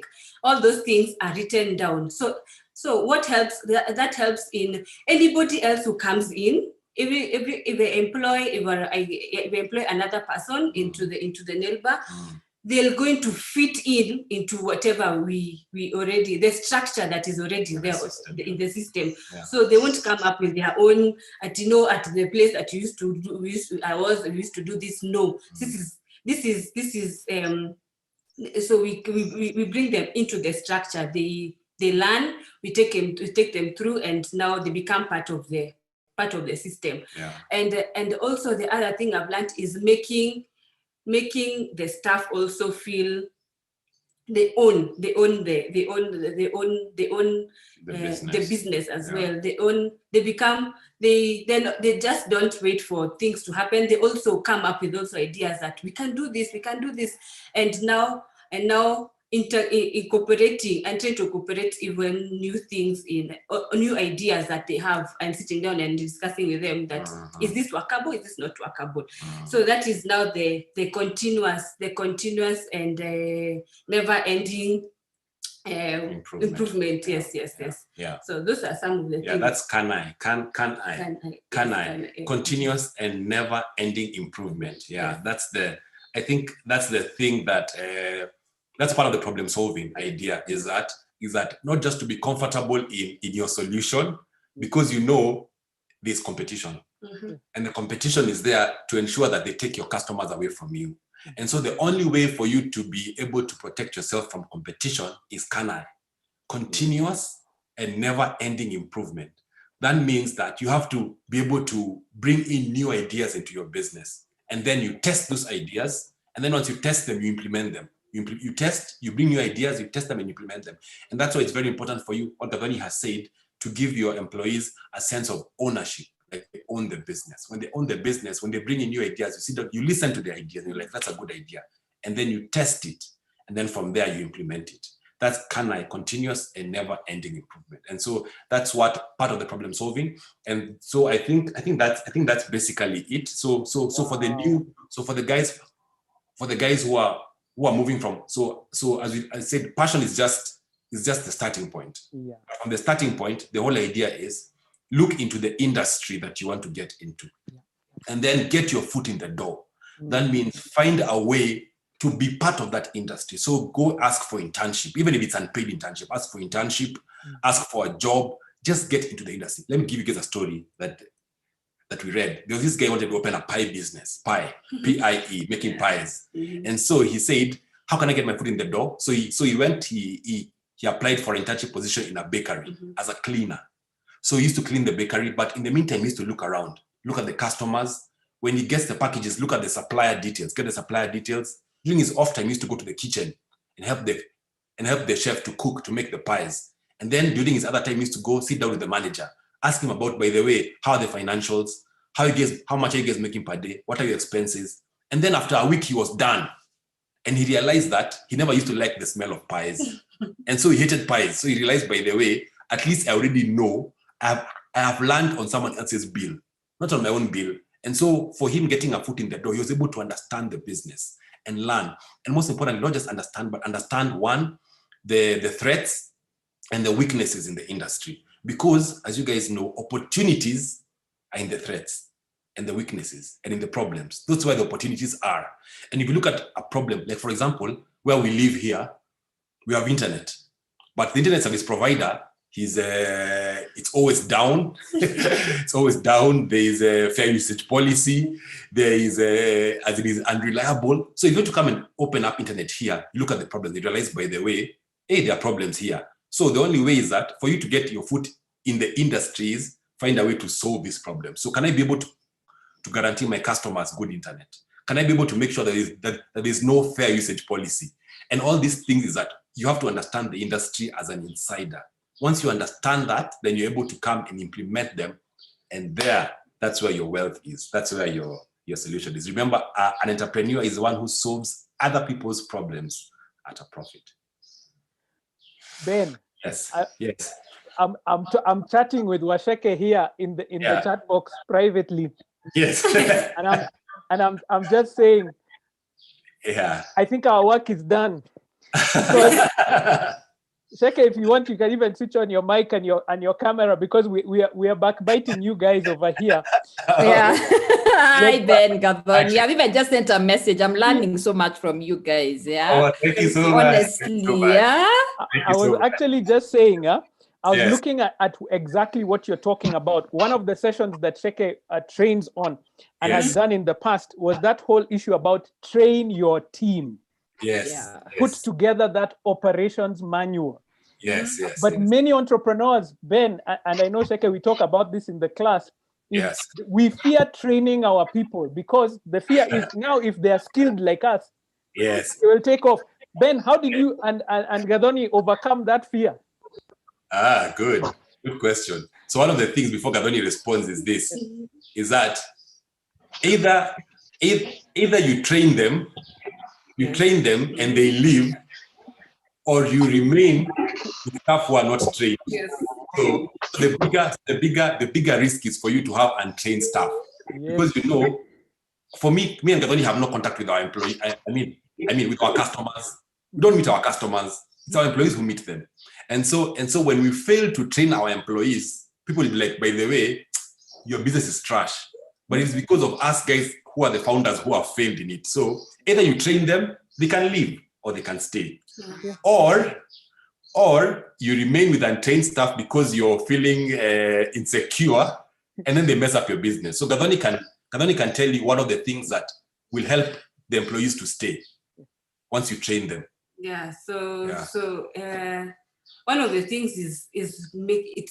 It's I had mentioned it earlier, and it is making them own feel like they are part of their business. Feeling them they're not just there just to sit down and wait for the customers to come and just wait. Make them feel like they are part of it. They are part of the problem solving. They are they are valued as well. It's not just valued, let them feel valued.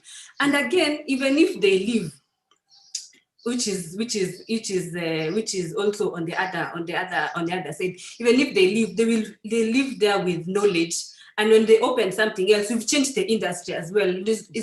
It's so even if they live with knowledge, and then when they go up to start up their own Nailbar, their own studio, you've improved the whole industry as well. So it has happened. It happens. A photographer opens up a studio, and you see improvements, so that we don't remain in the same landing. The industry is not moving. We're just there using backdrops. You also need improvement in the industry as well. So it's selfish to just feel like they will. No, it's part of sharing as well. That's it. Giving, giving. Yeah, good. Waceke. Yes. I know you talk about this specifically in some of the content that we're doing, that you don't want to be the only entrepreneur in your business. Because I think and we talk a lot about it in the fear class, because one of the main fears when people come for the Centonomy Entrepreneur, they're like, but if I empower others, they'll take my idea and go start another business. And I think we really need to move away from that scarcity mentality. And I like Ben and Gathoni, you're acknowledging, yes, it could happen. But I think for me is I can hold everything to myself and stay very small. Today, Centonomy could have been a one-man shop, and I would have empowered all of 15 people in the 15 years I've been in operation. If I was trying to do it by myself, or you could run the risk that along the way, several people will leave. It is true, they will leave. Because think about it, even when people come to work for you, they came from somewhere. They left somewhere to come and work for you. So why are you thinking you're the one that's going to stop this channel where people come and freeze? A river needs to flow. River water doesn't get stuck, and it'll get stagnant, and then but the risk of not empowering others is that you stay small and you stay miserable, because you have to solve and do everything. So Ben and Gadoni, you'd be doing the strategy, dealing with Sarit Center, getting the venue, as well as doing the nails. I mean, how are you going to do that? Well, Ben, you're still trying to run the photography business, so how are you going to do that? So it comes to a point in an entrepreneur's life, you understand also your dreams and your vision are bigger than you. And what has happened, I've been in business 12 years, and Waithaka, you can attest to this. Some of the people who've left along the way have partnered with us in other things. They've come back, it has come full circle, and they've partnered with us in other things. And I always say, and I love what you're talking about, it's the customer experience, because even if people leave, they cannot live with your brand. And your brand is all about the customer experience. If I'm going to Sun Studios, I know there's an experience that comes with Sun Studios. So if an employee of Sun Studios leave, good luck to them. Let them go on their own journey.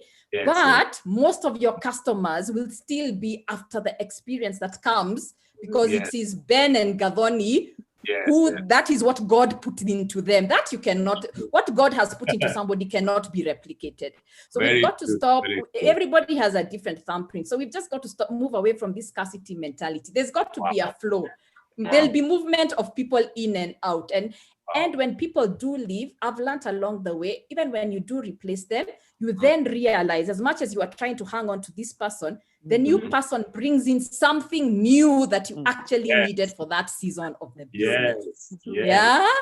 So now what I've left the movement of people to God, and I've always told my team, I pray that you're here for your season, because you also don't want to have people who are out of season. That's when they become destructive to the business. And then when your season is done, I've also accepted part of my purpose on this world is to empower others. So I empower my customers, but I also empower my team. I've started getting really proud when people tell me, by the way, I've left Centonomy, now I'm starting my own business.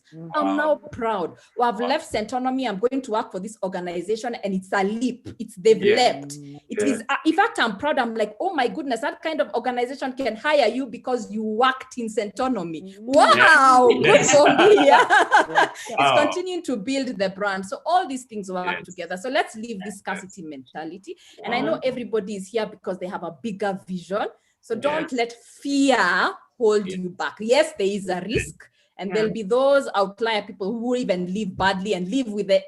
They want to go steal. They came and they stole, But let me tell you, 10 years down the lane, you look at those people and you're like, it's actually good you left, So, I needed to bring that in because we couldn't just be doing it in the chat. Sheke, let me give you 1 minute to prepare yourself. I want to give Ben and Gadoni a moment to complete their thoughts, to just share their final thoughts and to answer 1 or 2 questions. Waceke will be back in just a couple of minutes to finish up.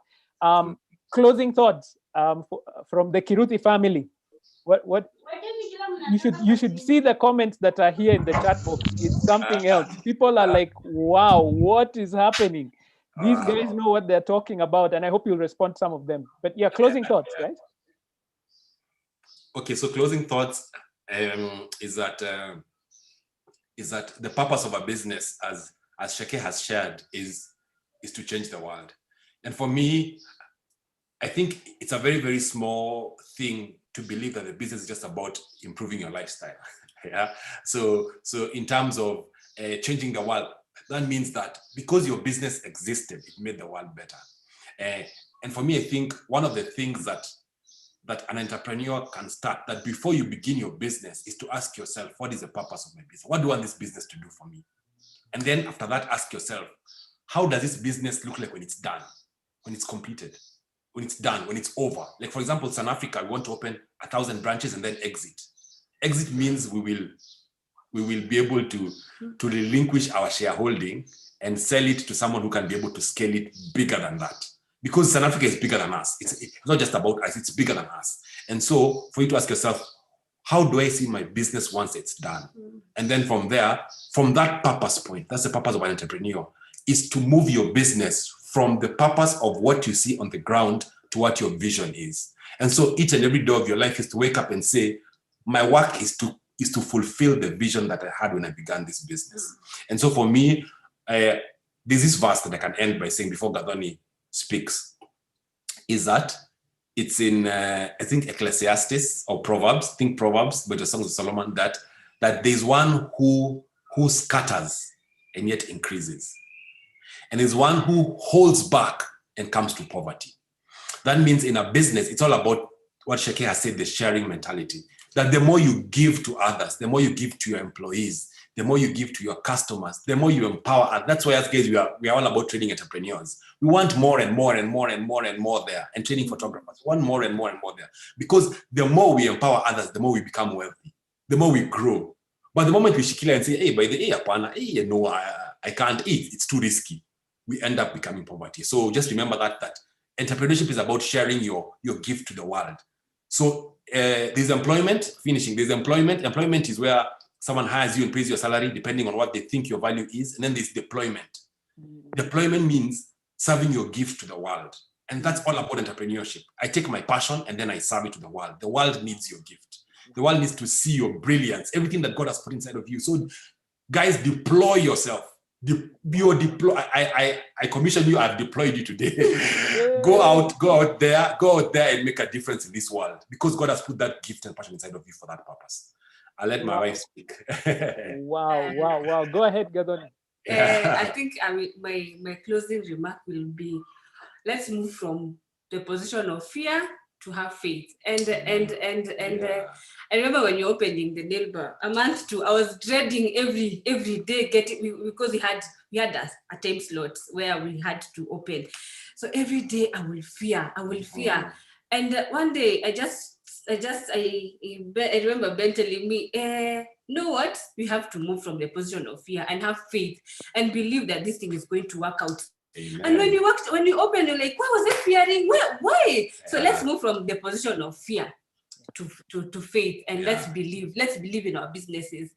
And you know, we are Christians, and and the word of God talks about where there is fear, God does not. There's no move. That God does not move. God does not command a blessing.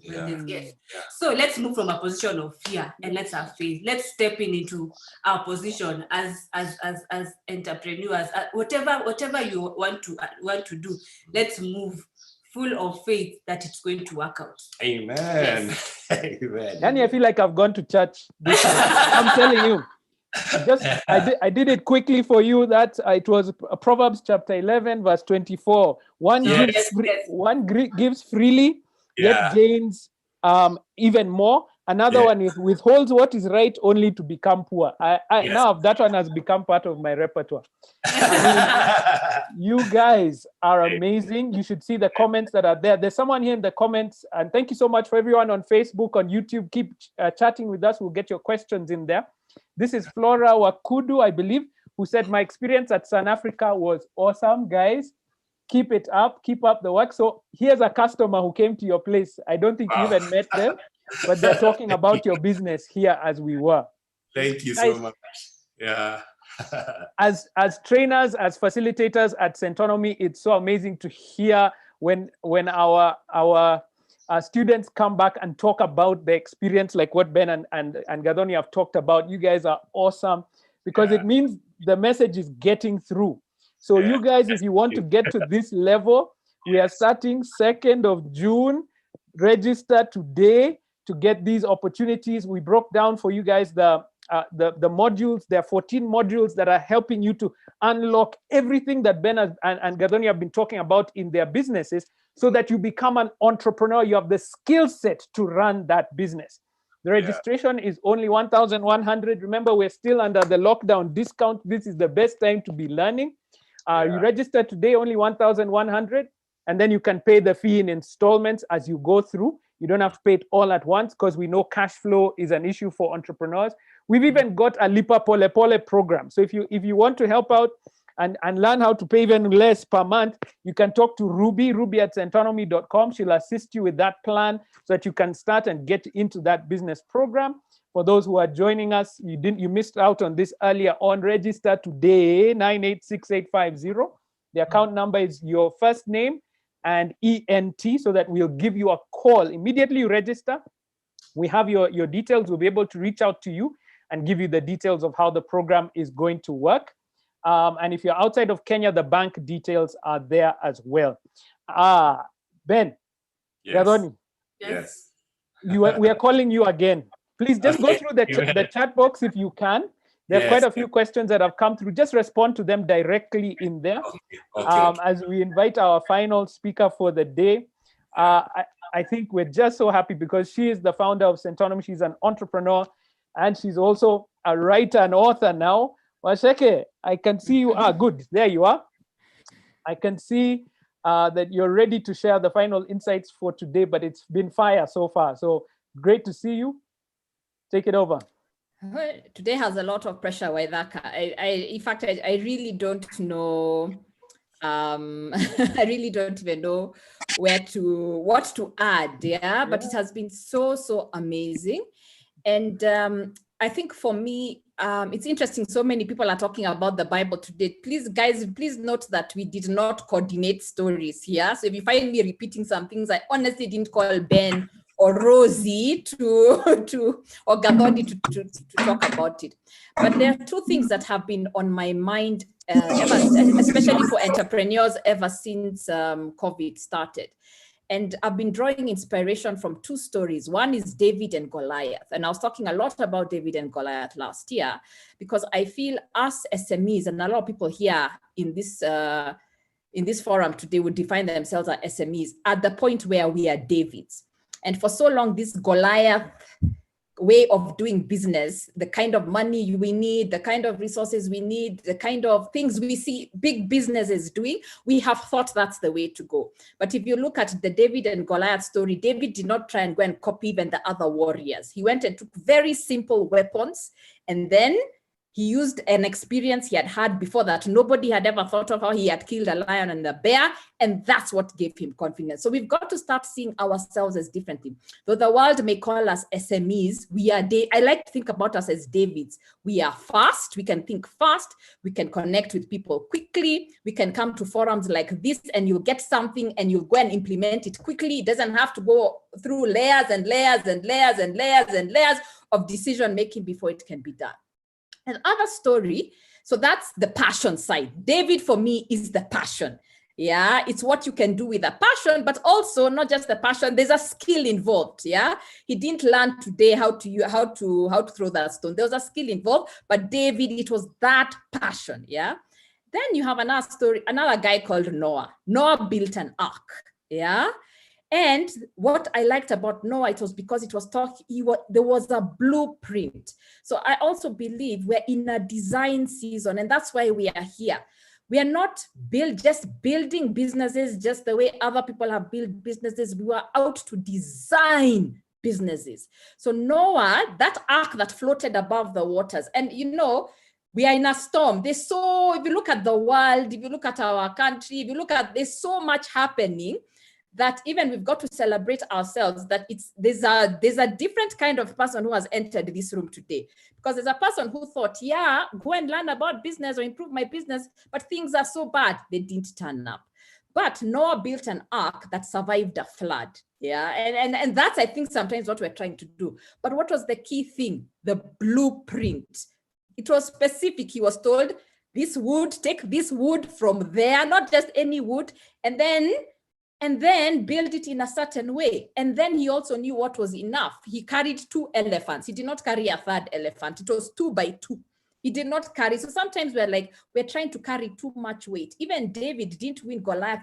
He won Goliath because he was light. So sometimes we're not getting where we want to do because we're carrying a 3rd elephant, or we've worn armor that is too heavy, and we've not figured out what is the blueprint. And when my team gave me this topic, and I was like, actually, that's an interesting conversation, from passion to problem solving, from David, who had the heart, to the point where he beat Goliath. Yeah. From Noah, who was given this, to the point where he actually did. God didn't build the ark. He gave the design, but Noah had to do the hard work. Yeah. And I think there's a step in between passion and problem solving. And I call that step conviction. Because yes, people are passionate. Yes, we talk about what problem are solving, but there's a glue that keeps things together, and that glue I call conviction. So let me just show you through the example of a tree what I'm talking about. So let me try and share my screen. And this is the only slide I'm showing. Yeah, this is it. Yeah, this is it. This is it. You see a tree there. This is an orange tree. Yeah, this tree started with a seed. Yeah, and from that seed came roots. Yeah, and I call that part passion. Yeah, it's what gives you a buzz, what wakes you up in the morning. You really sometimes can't see passion. It's not tangible. Yeah, you feel it, you notice things about it, but a lot of the time it's beneath the surface. Yeah, but we can't stay there. Yeah.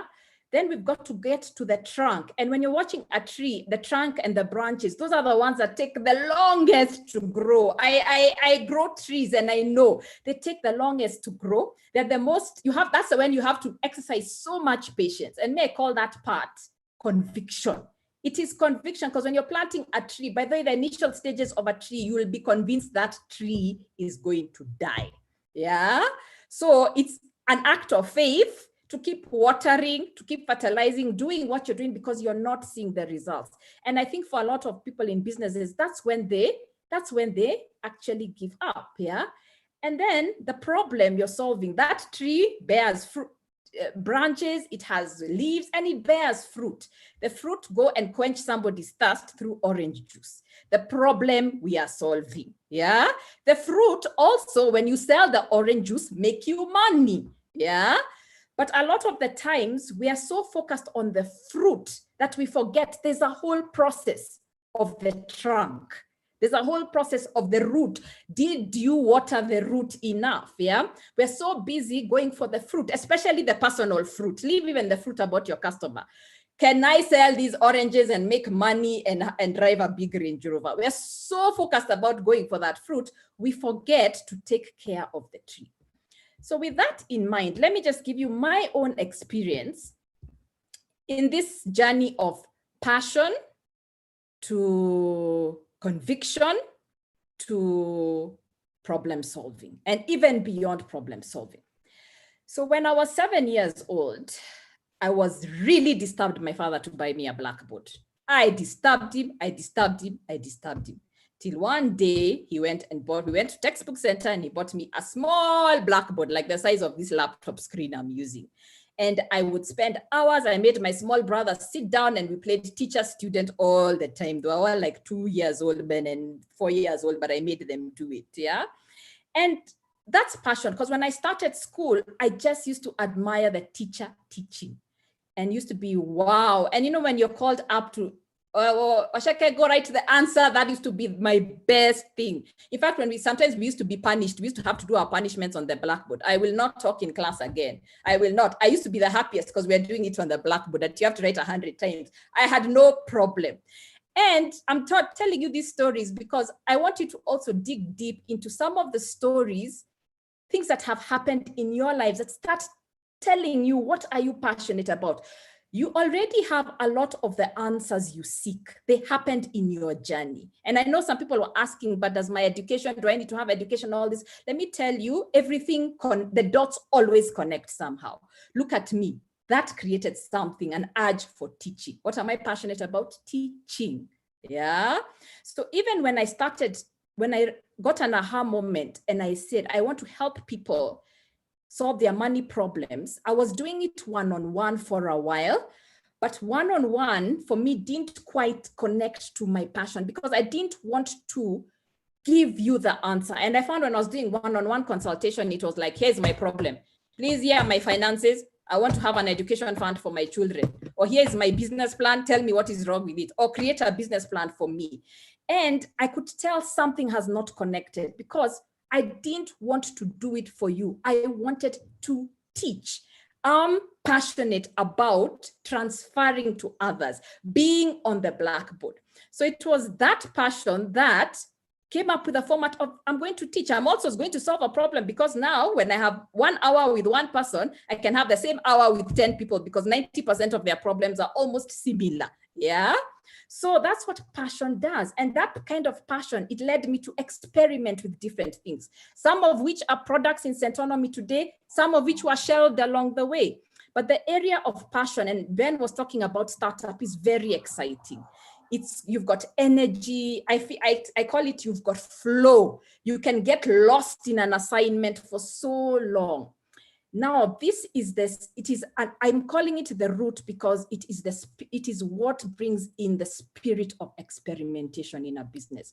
And you can never lose that. And sometimes when I see big businesses, and even as a growing business, sometimes we've had the lull and you come back and realize somewhere along the way in building a business, you lost the spirit of experimentation, of trying out things. And sometimes a lot of us entrepreneurs, we even get bored because that's what drove us. But along the way, other things in business take over and you never give yourself a chance to experiment. So always go back there. When you're feeling stuck, what passion has done for me, when I'm feeling, then I'm like, I've got to create something. And usually, how do I create? I have a conversation with somebody, then I have, I have a conversation and I'm like, hiya, there's some ideas I haven't even spoken to anyone in Centonomy because I want them to marinate. Salon owners think like that. When I was writing articles, it was every week, what have I noticed around the world? And I like nature, so I take a lot of lessons from nature. That tree story, I can turn it around 10,000 different ways to an entrepreneurship lesson, yeah? So that's passion. It's where you are curious, where you experiment, where you understand you may fail. And that's why we say fail fast, fail quickly. On your experiment is not where you go and spend 1 million shillings, yeah? It's that the passion is the one that drove me to say, this one client, can I help them with their money? I had to do the work. I had to research. Half of the time you don't know, your passion doesn't give you the knowledge instantly. You don't know what you're talking about, but it has a purpose. It's for you to experiment because it puts you inside the bus of this journey, of this tree. It puts you in the bus. And from that, you start seeing, okay, this is going somewhere else. And where is that somewhere else? I call it conviction. Now you've moved from passion to conviction. Conviction is, this can work. Yeah. It is not because of research. It's good to do research, but it's not because some guy did some report that said 70% of Kenyans need this. Yeah. It is just something that happens as you engage, especially with the customer, that you start getting a conviction that this is what I can actually do. In standard 6, I never used to be good in this topic called science. Yeah, and the teachers, one day the teacher came and announced there's going to be a science test the next day. And the teacher, because I had been, many times I had been not doing so well, would come and tell me that, oh yeah, we know the people who want to do well. And I got so tired of it. And I remember that day I went and really studied. I hardly ate dinner because I was studying. Then the next day, I did the science test and I was one of the top students. Now, was I passionate really about the science itself? No. But I wanted to prove to myself that I can do it. That what this teacher is saying is wrong. You're calling me, there are people that you've just become used to failing. I'll show you. Conviction is the I'll show you. I'll show you. Yeah. So it's that thing that you're passionate about something, but you're convicted about something. In Centonomy, we're passionate about teaching, but we're convicted everybody was put on earth to create wealth. It may mean different things to different people, but we are convicted. And that drives a lot of the things that we are doing, because we took out the passion and made it more. The conviction was about wealth. Then it has determined how we run our classes. It has determined how we run forums like that, because the conviction became about, if it's wealth creation, we have to change the mind. Whilst you could go to many classes that are teaching you about how to write a business plan, here, which other course has a class that deals with fear and vision as by itself, and many other things, abundant entrepreneur, because we know we actually have to change the mindset. But like my story, I studied. Conviction is the hard work, yeah? It is where you prepare. It is where you learn. It is, I call conviction, it is where you leap out of yourself, yeah? I have leapt out of myself and challenged the bank as to why they did not give me an overdraft until they gave me an overdraft, yeah? I have leapt out of myself and said, actually, for us to do this, we need a trading center. Yeah, and I need a loan to finance this training center, and you pull something out of yourself. Yeah, so and I can see the things that I've run other businesses before, and I can see the difference between that and Centonomy was not that Centonomy has less problems. In fact, Centonomy has more problems, but I was not as convicted about the cause. Today, different people have called it different things like faith, they've called it grit, they've called it resilience, yeah? Conviction also causes you to say no to some things. There's some customers who will come your way and then you're like, no, we are not together, and that's convicted.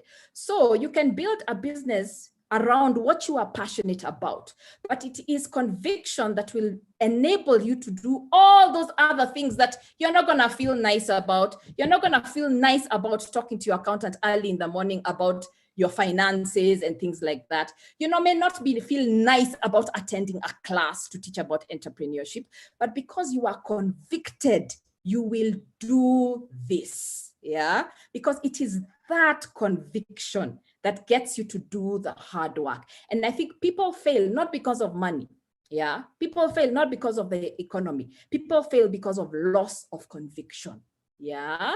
So when you lose the faith, it would be very hard. I think it would be very hard for me to lose the faith that I have that God put everybody on earth to create wealth. Otherwise, why would he have said, go forth and multiply? He didn't say it as a joke. Yeah, I mean, it was go forth and multiply. It is conviction that even when one person entered my class when we were starting out, only one, although I'd tried to market to the whole world, I said the show must go on. Even if it is for this one person, we are running this entire Centonomy class for this one person, because of conviction that if I just stick it through with this one person, the more will come. See, on Twitter, if you are faithful in little, more will actually appear. So passion to conviction. Then we go to the problem solving. Yeah. You're convicted, and they play all this play, passion, conviction, problem solving, they play a little dance with each other. Yeah. And one of the things when I went to campus in USIU, we went there and there were no beans around the school. So me and a couple of my friends, We came up with a project called Keep Your Environment Clean and Green. We pitched it to the dean. We got some funding, and we were the first to put bins in USIU. And I think USIU, they may not call it that anymore, from that point have always had bins around the school. And our problem is those things you see that just irritate you and then you want to solve. And I think in a business, passion, conviction, all lead to that. And how you know it's a problem you're solving when you've made it about the human being. That is it. Problem solving is equal to human being. You may call this human being customer. You may call this human being your team. You may call this human being shareholders. And you are also the founder or the person running the business. You are also the human being. Yeah. So what problem are you solving for the human being? So you may be passionate about something. I'm passionate about teaching people about wealth. I'm convicted everybody was put on earth to create wealth, but it is looking at the human being that made me realize I cannot do this alone. When you see a tree does not have the trunk and one branch with one orange. Yeah, the tree has many branches because the tree is there to bear a lot of fruit. No tree was put on earth. God did not create the orange tree for one orange. Otherwise, the earth would be flooded with orange trees. Yeah, he created it for many fruit. And so the problem, when you define the problem, you now understand I cannot do this alone because the problem is beyond me. When I talk to people, I realize, my goodness, yes, I can teach certain aspects of this entrepreneurship class, yeah, but I cannot teach you tax. I don't know tax. I cannot teach you digital media. I don't know that. I'm not a working capital specialist. I'm not a raising capital specialist. So, but because you are my focus, I have to make it about you, not about me. So I have to partner with the people who can do it. Even if partnering, and when you're partnering, that dance of passion plus conviction, it is what sells you. I remember the first venue we started using for Centonomy, I had to convince them because we didn't have money to pay for the venue. Convince them about this mission, and they gave me the venue for 3 months and said, you can pay us for 3 months once your business picks up. A lot of the trainers, some of them who still train today, did not start because we were paying them.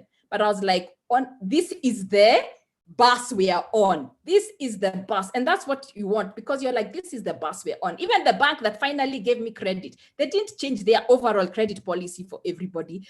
But I went and said, this is what we are doing. Yeah. And it's bigger than me. It's bigger than me. That's why I made certain moves. It's bigger than me. That's why I brought other people in. It's bigger than me. That's why even I stepped down from being the CEO of the business.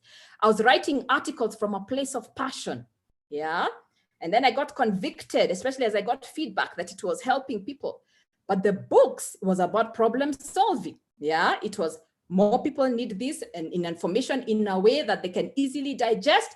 Here is my first book. Yeah. And then it becomes a tree by itself. And along the way, 10 years later, we look at that book and say, my goodness, it became a tree by itself. So when you're on that journey, naturally, where does your problem solving take you? It will take you to significance. And significance is another level of problem solving where, like, I love what Ben and Gathoni was saying, where they're like, oh my goodness, it could be a nail technician school. That is significant because you've now taken a collective problem.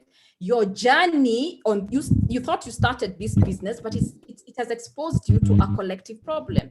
In Centonomy, we are seeing Africa. Yeah. So and we are seeing not just Africa, but we're seeing we can change a generational poverty mindset. Yeah, that's the problem we're seeing. So significance allows you to answer what's really in it for you beyond lifestyle. And I like, Ben, that you said that. What's in it for others, the people you work with, your customers, and what's in it for the humanity, community, the world, because you existed, what actually happened. I would like to think that because Centonomy existed, many more businesses transcended the 10-year mark in operation. So passion, conviction, problem. Let me speak from a very personal perspective as I end. What am I passionate about? Communicating wealth, the story of wealth creation in ways people can understand. That is why I use trees. What am I convicted about? Everybody was put on earth to create wealth in some way. What is the problem I'm solving? A poverty mindset. Yeah. So it's just going to be a dance, but all I can say, wherever you are, just understand it's always a dance. It's always a dance. The three things work together, and wherever you are, get in the bus. Nothing happens from the bus stop. I know our time is up, so I'll stop there. Thank you very much. As always, I keep telling people one of the main reasons I joined this company, Waceke, is to be around you. And because I had been watching you for years and seeing how you've been doing this thing called business. And I'm extremely privileged to see how you do it. And I'm really looking forward to more people coming on board to see what we're talking about here. Guys, we can talk about this all day, but where the real transformation happens is when we make the choice to make that shift in our own businesses, when we make that choice to make that shift and start learning the skill set of running a business, which is the Centonomy Entrepreneur, which will be starting on the 2nd of June. We want you to register today. We're going to be talking about all these factors. I think as you were speaking, Waceke, I was just thinking about why it is that when you look at, like, I love sports, and you look at like the European soccer leagues, and you see the superstars in those leagues, many of them come from Africa, or many of them come from other second world countries.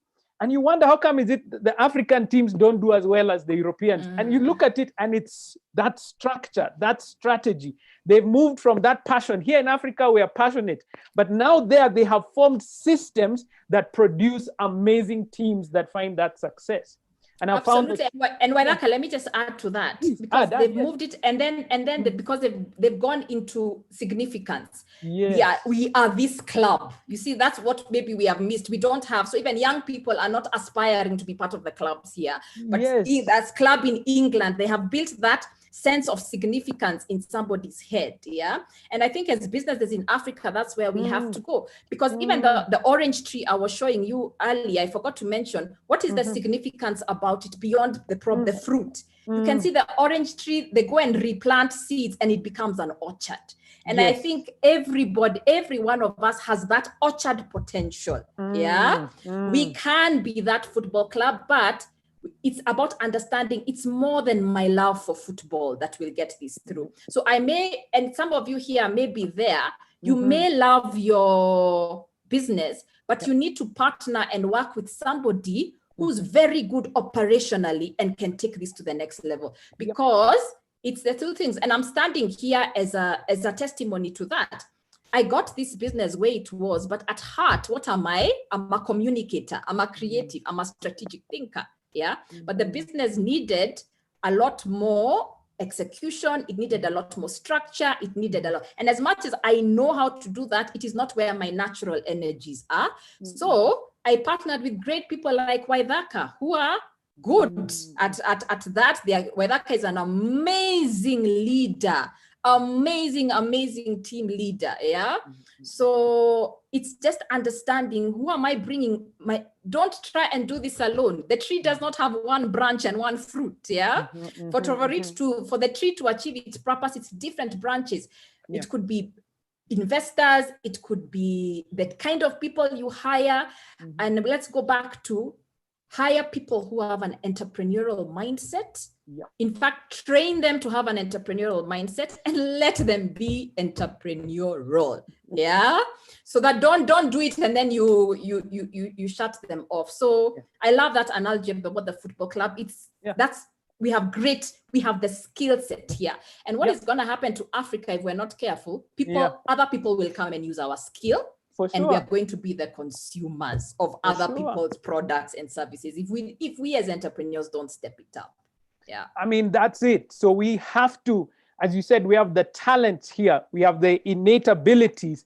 And now we're turning it into that skill set which you're talking about through training, which actually is where the difference is. It's a different mindset when you talk about building a business. And so you have to think, just like Ben and Gadoni were talking about, they were saying how a business runs is you're solving people's problems at a profit. So therefore, they were trained in completely different things in university. They had a passion for photography, and they solved the problem of business in the photography business. And when they understood the photography business, now they're applying that same knowledge of the photography business to a nail business. And that's why entrepreneurs become serial entrepreneurs, because you have the skill set, and all you're doing is what Waceke is talking about. You look around and you say, hey, that's a problem there. Kinaben was starting a session and they were starting a business to do nails, but they realized there's a higher problem than that. The significance you're talking about, Waceke, which is that higher problem is we don't have nail technicians. What if we try and solve that issue? So when we talk about it like module 2 here, the big opportunity, that's how entrepreneurs think. That it's not just about that area of business that you are. We can think very small and become like a consultant. And you think no one else can do what I do. Whereas there are huge consulting firms. When you think about Deloitte, when you think about PwC, what is that other than consulting? What they have done is made it into a business.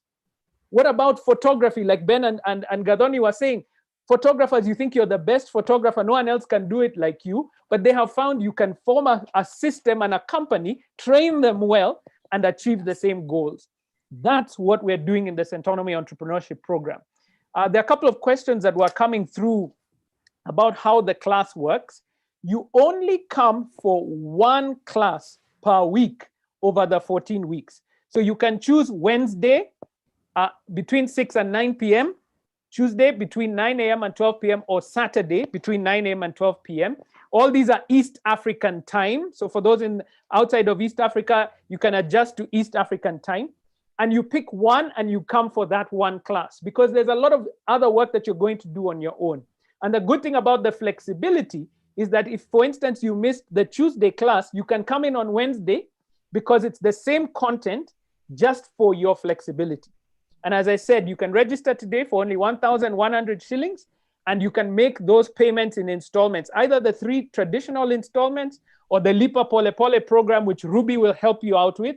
But all of you, to get the benefit of this, is to register today. We're giving you 1,000 shillings off. That's $10 off your registration as you begin to plan to come for that. And we're encouraging you to do this, to register now and get that discount as we come through.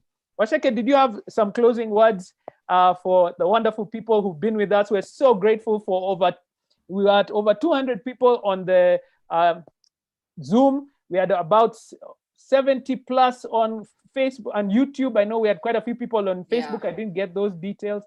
Any closing words for them? I'm just going to encourage people to really, really think differently, because it's about, even the season we are entering is about a change of mindset in the way we do businesses. So the way we have observed business being done, whether it's from older businesses or whether it's from our parents, maybe some of us are going to be running our parents' businesses and we're the ones going to change the thing.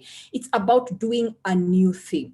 So I think what we are really keen on this season in Centonomy is exposing people or having this conversation so we unlock the new thing. Even there's a Bible verse that says, forget the past. So forget the way we used to do it.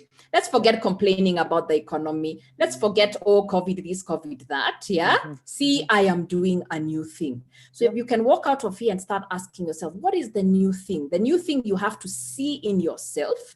The new thing you have to see in the opportunity ahead of you. The new thing you have to see in even how to recruit people. The new thing you have to see in how to position yourself. The new thing you have to, in understanding capital, it's unlocking. So if you walked out of here and said today, everything I know, if I was ready to question, and I'm here with you, if I'm ready to question everything I have ever known, what would that new thing actually be? So together, let's understand we are not in the same bus we were in before. This is now really, really, really, really about the new thing. I just want to encourage everybody. Let's come and learn how to do this new thing and this new way properly.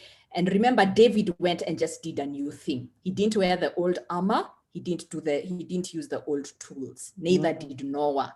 For both these guys, it was a new thing and a new design. So I'm just looking forward to seeing everybody in class. Yeah, I'm just so excited, Waceke, that when everyone is feeling stuck, everyone is feeling like there's nothing that can be done, you're hearing about a group like Ben and Gadoni who are starting a new business during COVID. Imagine COVID. that. Yeah. What is it that we're waiting for? We have to get unstuck, because everyone who's thinking there's going to be an end to, there'll be another problem after COVID. And what entrepreneurs do is they prepare themselves for those problems, and you adjust even as you move forward. And that's what we are helping you to design as you go along the way. So I'm encouraging you, register today, get involved. As I said, this has been recorded. It will be available on the Centonomy YouTube page, on the Centonomy Facebook page as well. So you can go back and take those notes in case you missed something. Those who came in late, you can go back and watch from the very beginning.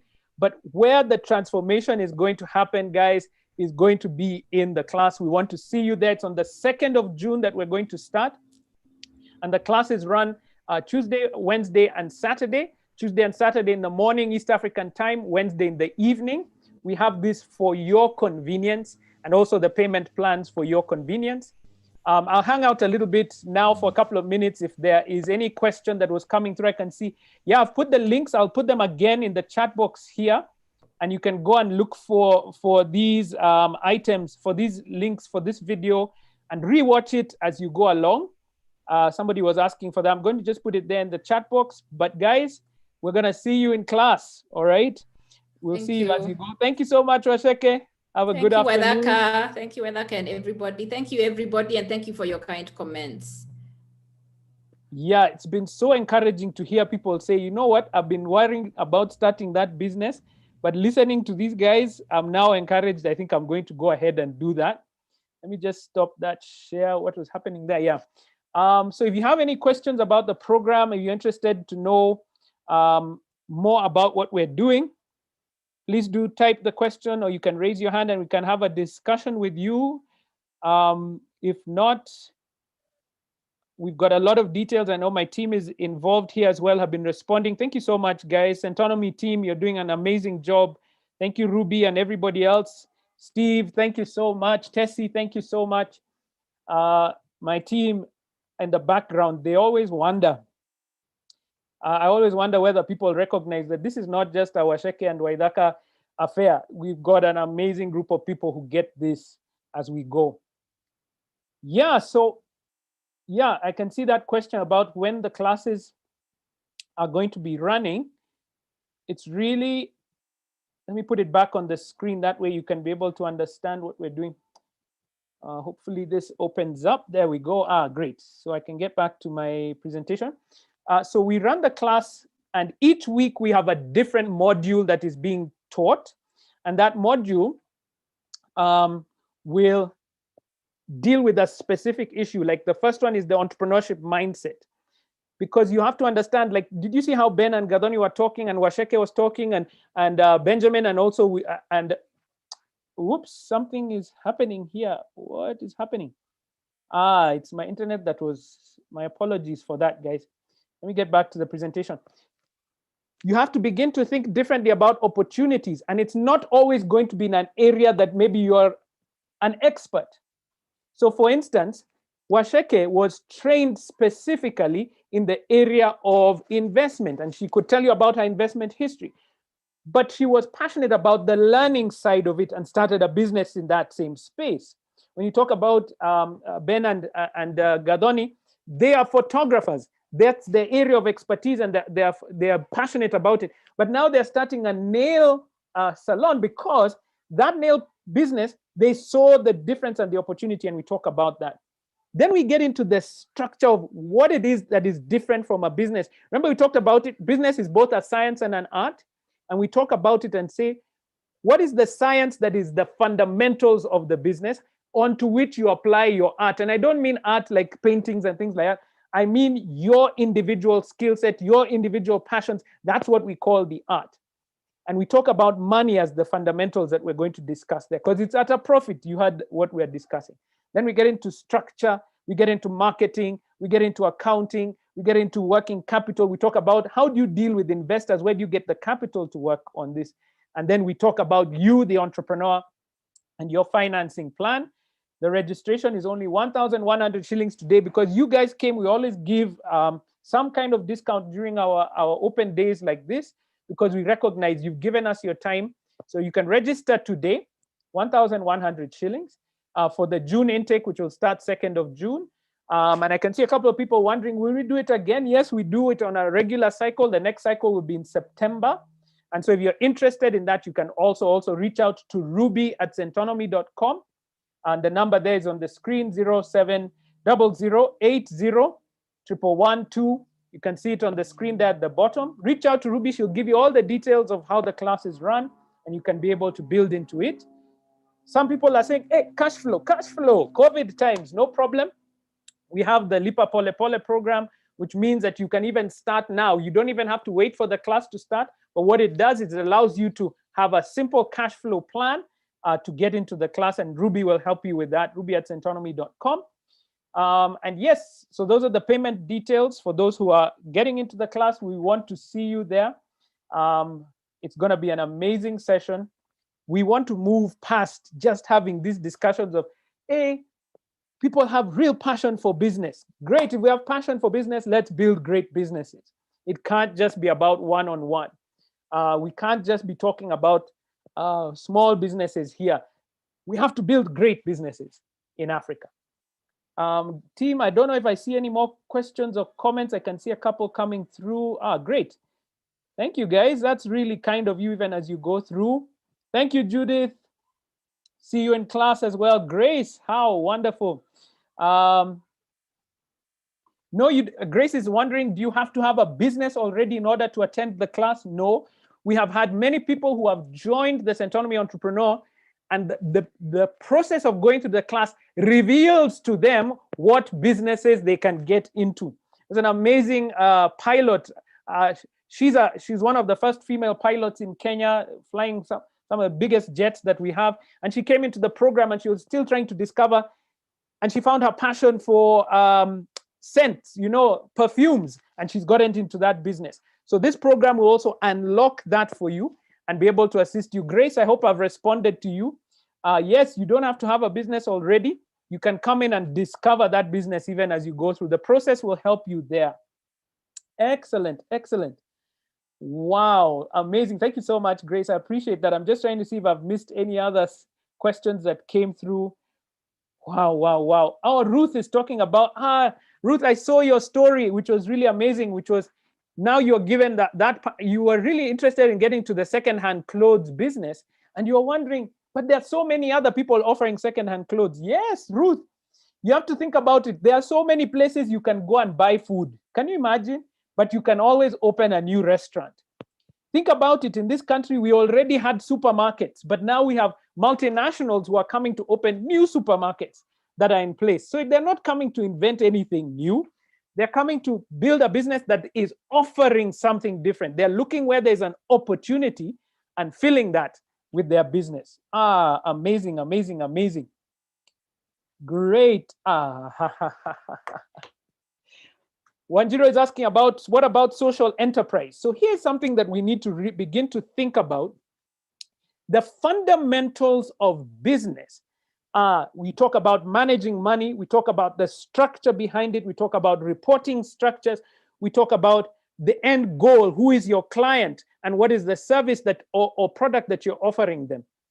Aren't those the same fundamentals for social enterprise? And the most successful social enterprise are run like proper businesses. They have systems that allow them to achieve the goals that are there. So even when you're looking at how do you raise funding, how do you go over those kind of things? Yes, Wanjiro, you need to have this skill set of running a business. That's what we're going to do. Amina, I love your attitude. Amina has written down here, wow, great. Let me go look for some money so that I can join. Go look for it, Amina. Come talk to Ruby. She'll be able to help you out. But do that registration today. Pay that 1,100 shillings because that will set you up and give you that saving beyond this point. Excellent, excellent. I'm just checking on other social media just to make sure that we have covered everything. Very quickly, I'm just going to have a quick look on our perfect. Thank you so much, Victor Arap on YouTube. I can see Facebook. Sorry, I can see you. Maurice Muriuki, thank you so much. Happy Santa, thank you so much. Joyce, we thank you so much. All these are people on the Facebook. Let me see if I can see on the YouTube channel a couple of comments that are coming through. Thank you so much, Isaac. Wow, Isaac.